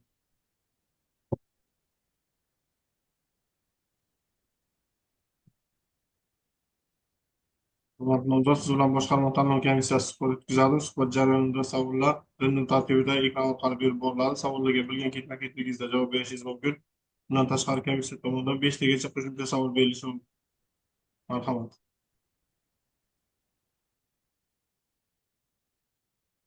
Anonim murojaat deb qanday murojaatga aytiladi? Anonim murojaat deb jismoniy yoki yuridik shaxslarning murojaati hisoblanadi. Ularning ism familiyasi, jismoniy shaxslarning MTZ yoki boshqa korxonalarning anonim tarzdagi murojaatlari, shaxsga doir ma'lumotlar, ya'ni yashash manzili va boshqa ma'lumotlar yashiringan tartibda bo'lsa anonim murojaat deb ataladi. Ijtimoiy uy-joy, kvartira nima? Ijtimoiy uy-joy ijtimoiy yordamga muhtoj bo'lgan shaxslarga, ya'ni yetim bolalarga 16-18 yoshga to'lganida ko'p qavatli uylardan bir xonali 25 kvadrat metrgacha bo'lgan xonadonlar beriladi. Agar yetim bolalar, ya'ni ikki shaxs uylanganda, qiz va o'g'il, ikki xonali 50 kvadrat metrdan uy-joylar beriladi ko'p qavatli uylardan. Ijtimoiy himoyaga muhtoj bo'lgan me'yoriy hujjatlarda yozilgan shaxslarga beriladi. Masalan, yetim bolalar, 18 yoshgacha bo'lgan yetim bolalar, ota-ona qaramog'idan mahrum bo'lganlar, shuningdek vasiylik organi tomonidan, sud tomonidan vasiylik belgilangan shaxslarga va boshqalarga beriladi degan fikrdaman. Oilaviy bolalar uyidagi bolalarning ish, shu jumladan nomzodlarning qaramog'ida bo'lgan o'zining va farzandlarining ozroq sal ko'rinmayapti olgan Oilaviy bolalar uyidagi bolalarning, shu jumladan nomzodlarning qaramog'ida bo'lgan o'zining va farzandlikka olgan bolalarning umumiy soni nechta nafardan oshmasligi kerakligi aytib o'tilgan. Umumiy soni 8 nafardan oshmasligi deb aytilgan. Bolalar nafaqasi tayinlangan oilada yangi farzand tug'ilsa qayta yana mahallaga murojaat qilishi mumkinmi? Bolalar nafaqasi tayinlangan xonadonda yangi farzand tug'ilsa, avtomatik tarzda 2-oydan tizim orqali hisob-kitob qilib boriladi. Yoki yagona interaktiv davlat xizmatlari markaziga yoki mahalladagi ijtimoiy xodimga murojaat qilishi mumkin. Qo'shimcha tarzda. Nogironligi bo'lgan shaxslarning huquqlarini ta'minlashning asosiy prinsiplari qaysi normativ huquqiy hujjatda ko'rsatilgan? Nogironligi bo'lgan shaxslarning huquqlarini ta'minlash nogironligi bo'lgan shaxslar huquqlari to'g'risidagi hujjatda belgilangan. Qaysidan misol keltiring? Tamoyillarni Misol, qaysi hujjatlar qaror raqamli? Hujjatlar haddan tashqari ko'pligi uchun yoddan chiqib qoldi deysiz. Asosiy prinsiplari shu tamoyillar hisoblanadi. Tushunishim bo'yicha nogironligi bo'lgan shaxslarning huquqlari to'g'risidagi hujjatni o'qigandim. O'shanda keltirib berilgan.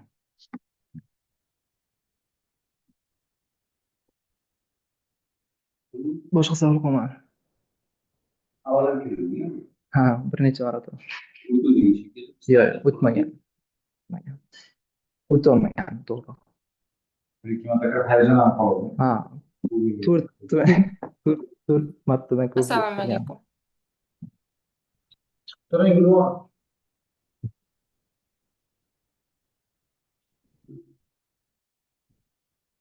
Qo'shimcha savol berishlaringiz mumkin? Agar imkon bo'lsa. Oilaviy bolalar uyi jami 8 nafar deyapsiz. Shundan nechtasi o'zini bolalar, nechtasi 3ta o'zini bolasi, 5ta qo'shimcha.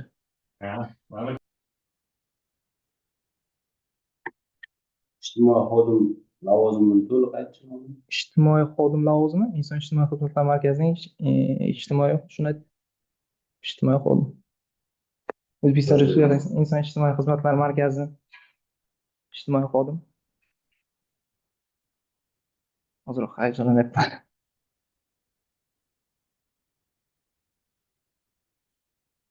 Rahmat.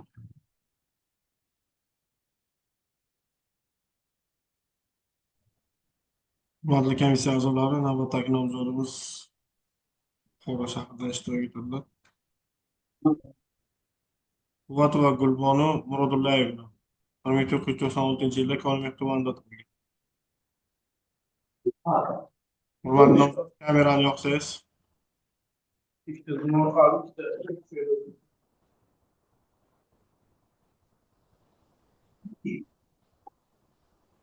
Assalomu alaykum. Assalomu alaykum. Siz bilan Ijtimoiy himoya milliy agentligi Navoiy viloyat boshqarmasi tanlov komissiyasi suhbat o'tkazadi. Suhbat jarayonida savollar random tartibda ekran orqali berib boriladi. Savollarga bo'lgan ketma-ketligingizda javob berishingiz mumkin. Bundan tashqari komissiya tomonidan 5 tagacha qo'shimcha savol berilishi mumkin.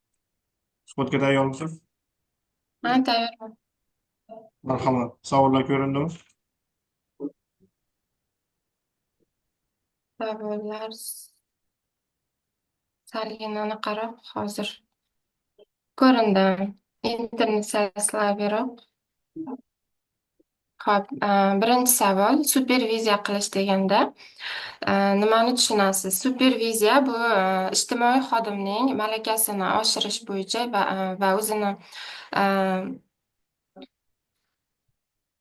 ijtimoiy xodimning malakasini oshirish, kasbiy kuyish, shuningdek kasbiy charchoqni yo'qotish bo'yicha malakasini oshirish jarayoni hisoblanadi. Superviziyada nafaqat u malakasini oshiradi, balkim u o'zining bilimini mustahkamlaydi, olgan tajribalarini yanada kengaytiradi va shuningdek sohasi bo'yicha yangi ma'lumot va bilimlarga ega bo'ladi. Asosan superviziyani maqsadi psixologiya sohasida malakasini oshirish va professionalniy выгоранияni yo'qotish uchun qo'llaniladi. Protez moslamalari qancha muddatga beriladi? Protez moslamalari 2 yil muddatga beriladi. Agar oyoq kiyimlar bo'ladigan bo'lsa, 1 yil muddatga beriladi. Bolalarga nisbatan zo'ravonlik shakllarini sanab bering. Bolalarga nisbatan psixologik zo'ravonlik bor, ruhiy zo'ravonlik, jismoniy zo'ravonlik bor, bulling bor, pedofiliya bor. Undan tashqari tana a'zolarini sotish. Esimga tushsa yana to'liqtiraman. Bolalarni nogiron deb topish tartibi haqida ma'lumot bering. Bolalarni nogiron deb topish tartibi tibbiy ijtimoiy ekspert komissiyani xulosasiga asosan beriladi. Shuningdek, birinchi va ikkinchi guruh nogironligi belgilanadi. Urush va mehnat faxriylari uchun Respublika ijtimoiy qo'llab-quvvatlash markaziga yana qaysi toifadagi shaxslar qabul qilinadi? Yolg'iz qariyalar, keksalar va nogironligi birinchi va ikkinchi guruh nogironligi bo'lgan shaxslar qabul qilinadi. Shartnomalar asosida qabul qilinadi ular.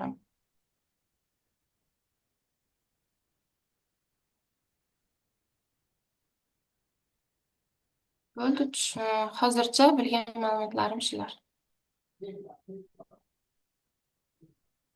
Savol bering, siz nima deysiz?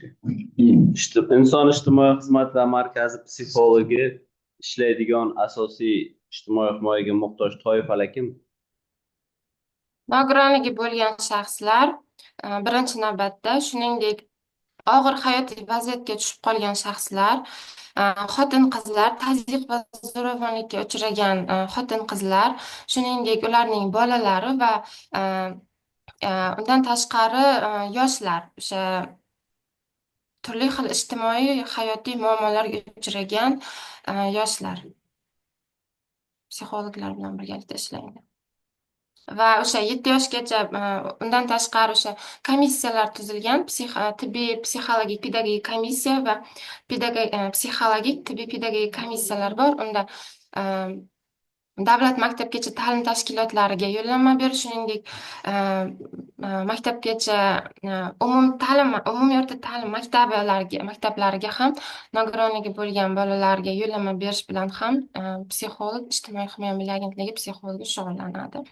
Undan tashqari o'sha xodimlar o'rtasidagi ichki psixologik muhitni yaxshilash, professionalniy выгоранияni, kasbiy kuyishni oldini olish bo'yicha ham psixologlar amaliy ishlar qilishadi. Rahmat, salomat bo'ling.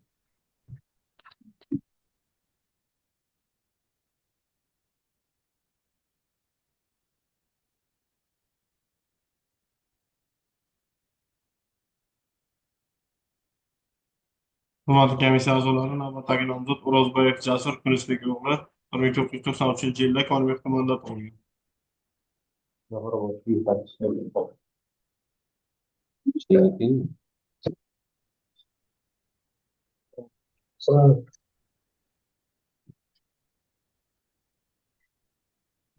Hurmatli nomzod, siz bilan boshqarma tanlov komissiyasi suhbat o'tkazadi. Suhbat jarayonida savollar random tartibda ekran orqali berib boriladi. Savollarga bilgan ketma-ketligingizda javob berishingiz mumkin. Bundan tashqari komissiya tomonidan 5 tagacha qo'shimcha savol berilishi mumkin. Marhamat.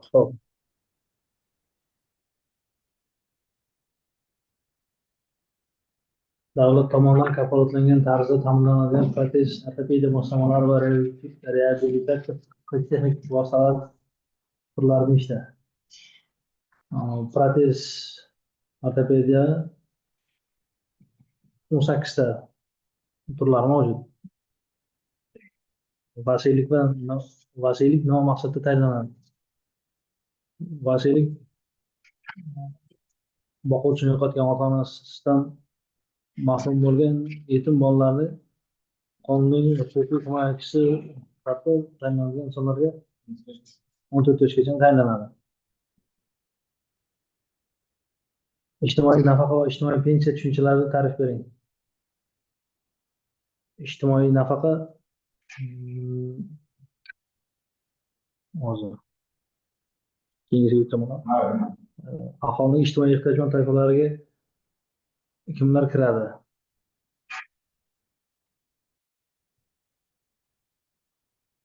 Kam ta'minlangan oilalar, nogironligi bo'lgan shaxslar, yakka yolg'iz kishilar, tazyiq va zo'ravonlikka uchragan ayollar va bolalar. Mehr daftaridan necha yoshdan chiqariladi? Mehr daftaridan 25 yoshdan chiqariladi. Balki o'zli sabablarga ko'ra yana 5 yil qo'shilishi mumkin mehr daftaridan chiqarishga. 30 gachanda, hatto 25 yoshdan chiqadi. Ijtimoiy nafaqa va ijtimoiy pensiya tushunchalari. Ijtimoiy nafaqa erkaklarda 65 yoshdan keyin, nimasi bo'lmaganda, ish staji bo'lmaganda 65 yoshdan keyin, ayollarda 60 yoshdan keyin chiqariladi. Ijtimoiy pensiya tushunchasi esa pensiya 20 yil stajga ega bo'lganlarda, erkaklarda 60 yilda, ayollarda erkaklar 25 yil ish stajiga ega bo'lgan 60 yoshda, 20 yil stajiga bo'lgan ayollarda 55 yoshdan chiqishga bo'ladi. Ijtimoiy nafaqa. Yana unga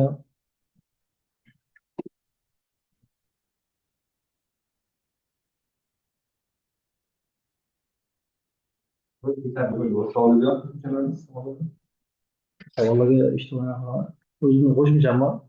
Qo'shimcham hozir nimasiga mana shu sohaga oid startap loyihalar ustida ishlayapmiz. Nasib bo'lsa shuni yo'lga qo'ymoqchimiz. Pro 24 degan onlayn hamshiralik nimasi startap. Oldin ham shunday startapimiz o'tgan yil prezentlikda ikkinchi o'rinda $50,000 o'tganda, bolalarni va sog'lig'ini nazorat qiladigan programmamiz Lavlu degan. Bu yil hozir nasib bo'lsa shu Pro 24 degan loyihamizni endi ishga tushirmoqchimiz. Lavlu yoshlik taklif ishlaysiz? Hozir ishdan bo'shadim. Qachon? Fevralda. Nimaga? Bunga sabablarga ko'ra. Zafarovatda viloyat hokimi tashrif buyurganda kombinat xodimi yoshlar ishlamayapti, shunaqa deganda mahallaga kelgan ishdan olsin dedi. Keyin ertasi kuni keldi. Ertasi kuni u yoqqa aytib, kombinatda yoshlar yetakchisini aytganda, men sizni nazarda tutmaganim dedi. Bizga aytdi, ishdan ketinglar, xo'p deb ishimni o'zgartirdim. Zafarobodda viloyatda birinchi o'ringa chiqargandim. KPI sistema bo'yicha til o'rganish bo'yicha 2024-yil dekabr oyida respublikada eng yaxshi yoshlar ta'minot yetakchisini viloyatda birinchi o'rin oldim. Respublikada ham qatnashib keldim. Endi viloyatda shu KPI bo'yicha birinchi o'rinda turgandi. Shunaqa tushunarsiz vaziyat bo'lganligi uchun Yaxshi, rahmat. rahmat.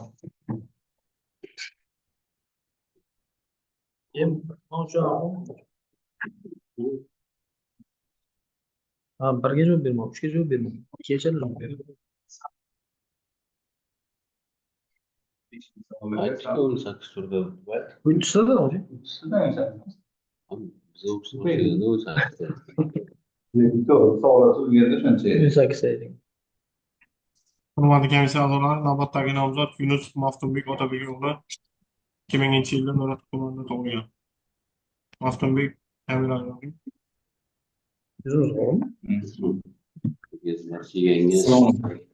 Assalomu alaykum. Hurmatli nomzod, siz bilan boshqarma tanlov komissiyasi suhbat o'tkazadi. Suhbat jarayonida savollar random tartibda ekran orqali berib boriladi. Savollarga bilgan ketma-ketligingizda javob berishingiz mumkin. Bundan tashqari komissiya tomonidan 5 tagacha qo'shimcha savol berilishi mumkin. Suhbatga tayyormisiz? Tayyorman. Marhamat. Pensiya bilan nafaqani bir-biridan farqi.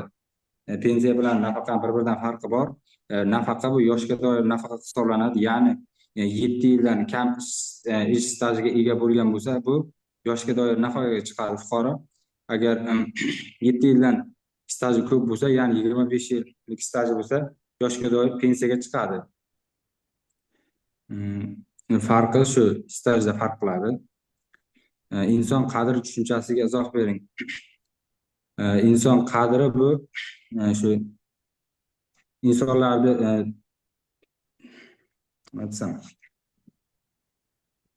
shu insonlarni insonparvarlik ruhida tarbiyalash, ularni qadr qimmati, sha'ni, ularni har bitta odamni bir xilda teng ko'rish, ularni toifalarga ajratmaslik, ya'ni misol uchun ijtimoiy himoyaga muhtoj toifani kamsitmaslik, ularni hammani bir xilda ko'rish deb tushunaman inson qadrini.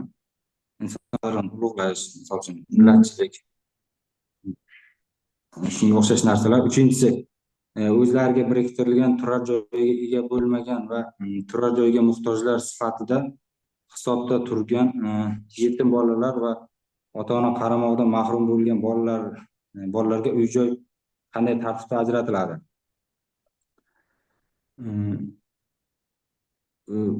O'zlariga biriktirilmagan turar joyga ega bo'lmagan shaxslarga uy-joy bu ichki ishlar organi tomonidan, ya'ni boshpanasi yo'qlarga, mana shelterlarga joylashtiriladi. Ya'ni uy-joy yo'qlar shu tuman inson ijtimoiy xizmatlar markazi direktori qarori asosida shelterlarga joylashtiriladi.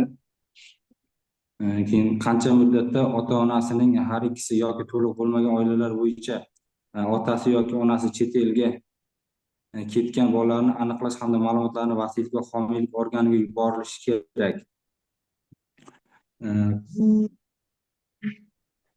Buni muddati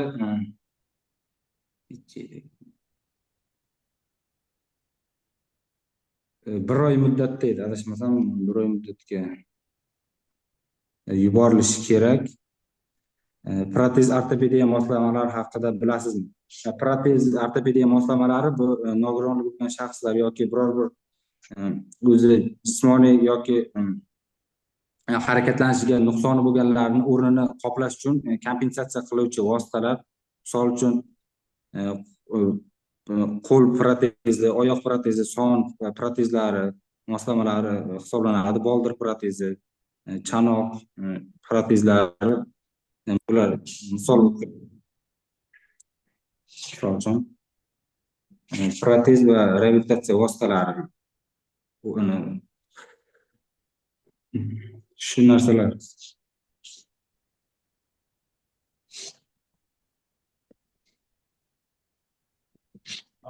Ota-onasi Rossiyaga ketsa, qanchadan keyin samolyot vasiylik va homiylik tayinlash mumkin bo'ladi?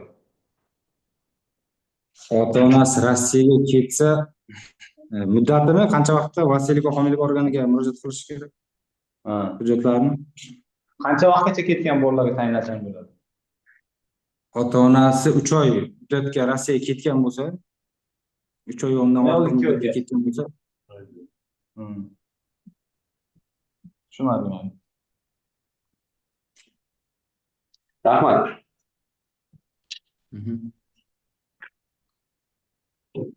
Rahmat, hurmatli nomzod. Tanlov natijasi shaxsiy kabinet orqali yuboriladi. Rahmat.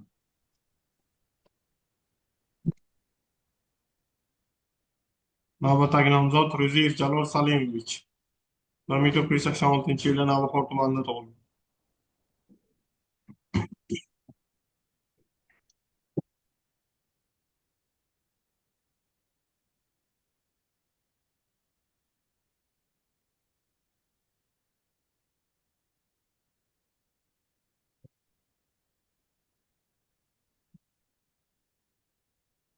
Hurmatli nomzod, siz bilan boshqarma tanlov komissiyasi suhbat o'tkazadi. Suhbat jarayonida savollar random tartibida ekran orqali berib boriladi. Savollarga bilgan ketma-ketligingizda javob berishingiz mumkin. Bundan tashqari, komissiya tomonidan 5 tagacha qo'shimcha savol berilishi mumkin. Suhbatga tayyormisiz? Tayyorman. Marhamat.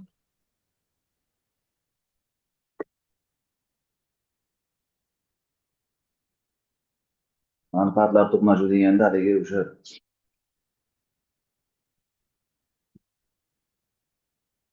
To'g'ri, o'sha yaqin qaramliklarni tashkilotda faoliyat yurituvchi manfaat to'qnashuvlari va rahbarlik lavozimida ishlamaslik kerak. Manfaat to'qnashuvi yuzaga kelishi mumkin. Nogironligi bo'lgan shaxslarni reabilitatsiya qilishning maqsadi nima? Reabilitatsiya qilishning maqsadi nima?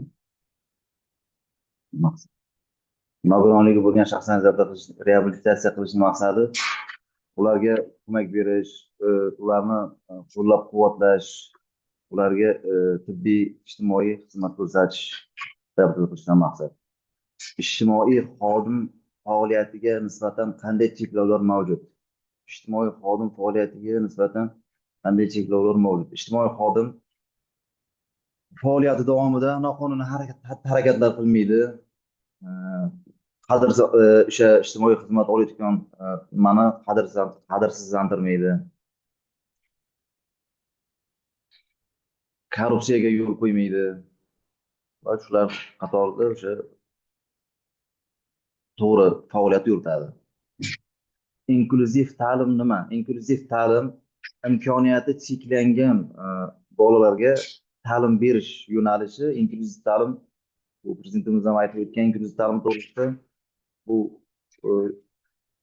sinflar, har maktabdan sinflar ochilib, inklyuziv ta'limda maqsadi o'sha bolalarni aqli noraso bolalarni o'sha o'zlarini yaxshi his qilishligi uchun, ular bolalardan orqada qolib ketmasligi uchun o'sha inklyuziv ta'lim tashkil etilgan. Ularni o'zini o'sha sog'lom bolalar qatori o'zlarini o'sha his qilishi to'g'risida o'sha inklyuziv ta'lim tashkil etilyapti. Ijtimoiy xizmat va yordam deganda nimani tushunadi? Ijtimoiy xizmat bu o'sha joylardagi yoki hududdagi ijtimoiy himoyaga muhtoj fuqarolarni yoki bo'lmasa 80 yoshdan oshgan qariyalar, ijtimoiy o'sha yordamga muhtoj fuqarolarga yordam ko'rsatish. Bu ijtimoiy xizmat ko'rsatish, ijtimoiy yordam bu xizmat ko'rsatish, buni o'rtaga ko'mak berish, uyda o'sha 80 yoshdan oshgan nimalarga uyda nimalar tayinlash, narsalarni olib berish, uyda xizmat ko'rsatish, o'sha ijtimoiy xizmat yordamiga kiradi. Bo'ldi. Rahmat.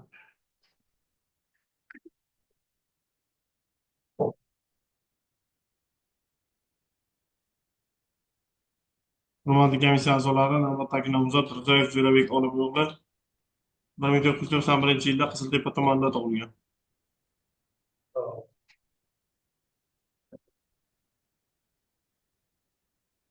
Hurmatli nomzod, siz bilan boshqarma tanlov komissiyasi suhbat o'tkazadi. Suhbat jarayonida savollar endi tartibdagi qolib berib boriladi. Savollarga bilgan ketma-ketligingizda javob berishingiz mumkin. Bundan tashqari komissiya tomonidan 5 tagacha qo'shimcha savol berilishi mumkin. Marhamat.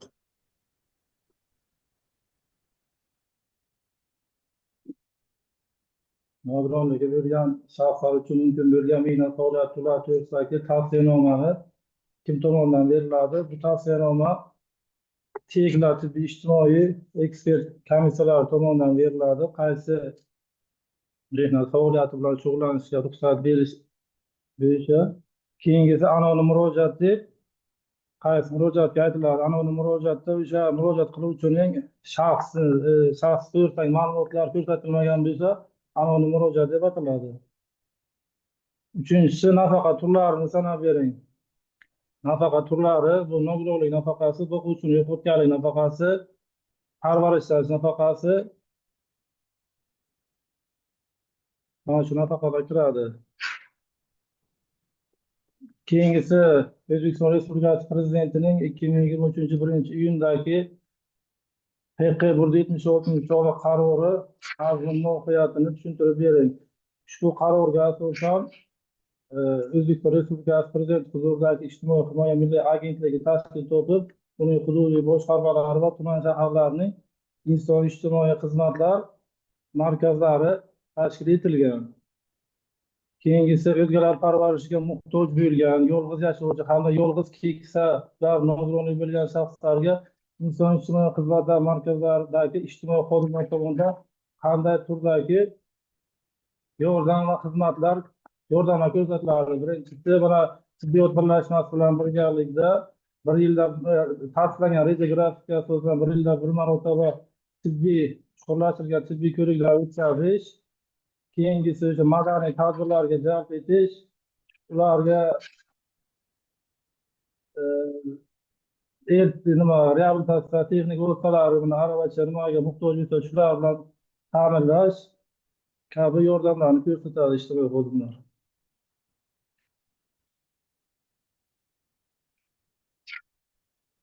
Sonda qaror chiqib bo'lasin. Kambag'allikdan qutqarish bo'yicha Ma'lumotlarni aytib bering qisqacha. Vazirlar Mahkamasining 123 qaroriga asosan mana kambag'allik reyestriga kiritilgan oilalarni boqimandalik olib chiqish maqsadida o'zini harakatga keltirish nima qilish uchun ijtimoiy shartnoma tuzish nima qilingan, ko'rsatib o'tilgan.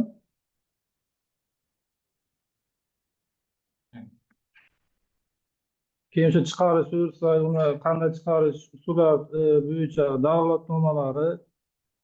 davlatnoma rasmiylashtirish biriktirildi. Nafaqalarni tayinlash va ularni monitoring qilish uchun o'zgarish buyurish. 1-apreldan o'zgarish buyurish. Ijtimoiy nafaqalarni tayinlash bo'yicha mana kambag'allar reyestrida turgan bo'lsa, oila a'zolari 6 oygacha agar ishsiz bo'lsa, er xotin ham kambag'allar reyestrida turgan bo'lsa, bo'la pulli nafaqa tayinlanadi, to'xtatib qo'yilmaydi. 6 oygacha o'z-o'zini band qilishi yoki yakka tarafdagi tadbirkorlar shug'ullanishi yoki bo'lmasa ishdosh bo'yicha bandlikni taklif qilgan ishlardan biriga joylashish kerak.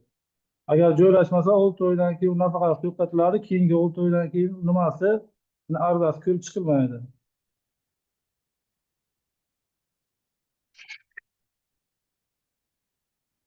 Rahmat. Rahmat.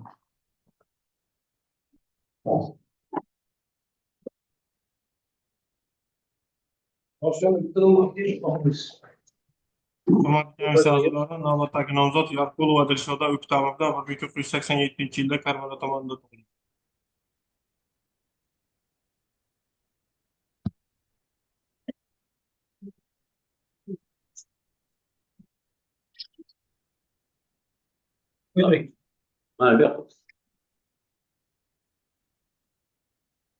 Hurmatli nomzod, siz bilan boshqarma tanlov komissiyasi suhbat o'tkazadi. Suhbat jarayonida savollar random tartibda ekran orqali berib boriladi. Savollarga bilgan ketma-ketligingizda javob berishingiz mumkin.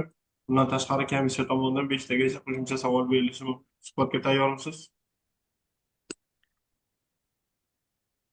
Marhamat.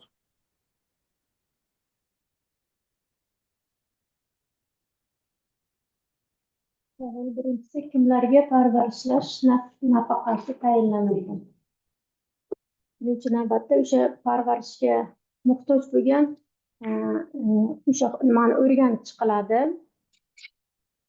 Ehtiyoji mavjud bo'lgan, ya'ni parvarishlarga kimlar muhtoj bo'lishi nafaqasi qariyalarga, keksa yoshdagi, yoshi katta keksalarga birinchi navbatda, keyin nogiron bo'lgan shaxslar bo'lishi mumkin yoki bir voyaga yetmagan nogiron bo'lib qolgan aholi bo'lishi mumkin. O'shalarga parvarish muhtoj bo'ladi. O'shanga nafaqa tayinlanadi. Ko'rib chiqib o'rganilgandan keyin haqiqatdan parvarishga muhtoj bo'lsa, keyin nafaqa tayinlanadi. Ikkinchisi, vasiylik necha yosh, homiylik necha yoshga belgilanadi? Yosh homiylik, vasiylik necha yosh, homiylik necha yoshga belgilanadi?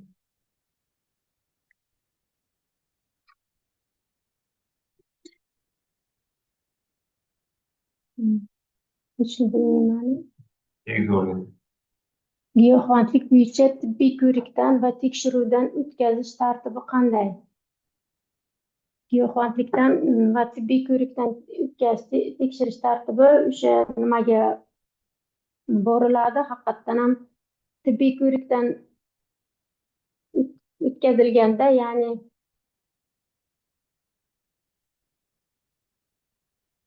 tibbiy ekspertiza xulosalarini olingandan keyin, haqiqatdan spravkalari, ma'lumotnomalar olingandan keyin, qon topshirib, hamma analiz javoblari olingandan keyin shu o'tkaziladi. Keyingisi qachondan boshlab kam ta'minlangan oilalarga bolalar nafaqasi va moddiy yordam tayinlash uchun onlayn ariza berish bo'yicha davlat xizmatlarini ko'rsatish yo'lga qo'yilishi belgilandi. Ya'ni bu 2023-yildan boshlab ijtimoiga muhtoj bo'lgan moddiy yordam ko'rsatish to'g'risidagi, ya'ni ijtimoiy aholiga yordam ko'rsatishga qarori chiqqandan keyin bu haqda elektron arizalar shu onlayn tartibda berish ijtimoiy xodim orqali 2023-yil 14-oktyabr davlat tomonidan kafolatlangan tarzda ta'minlanadigan protez, ortopediya moslamalari va reabilitatsiya qilish texnika vositalari turlari nechta?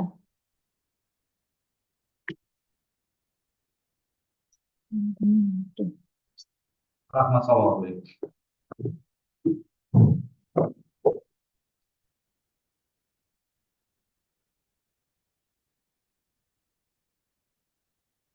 Moliya komissiya a'zolari bugungi suhbat jarayonida ishtirok etish uchun yetib kelgan nomzodlar orasida suhbatda ishtirok etdi. Suhbatda ishtirok etmagan nomzodlar shaxsiy kabinetlariga belgilangan tartibda javob yuboriladi.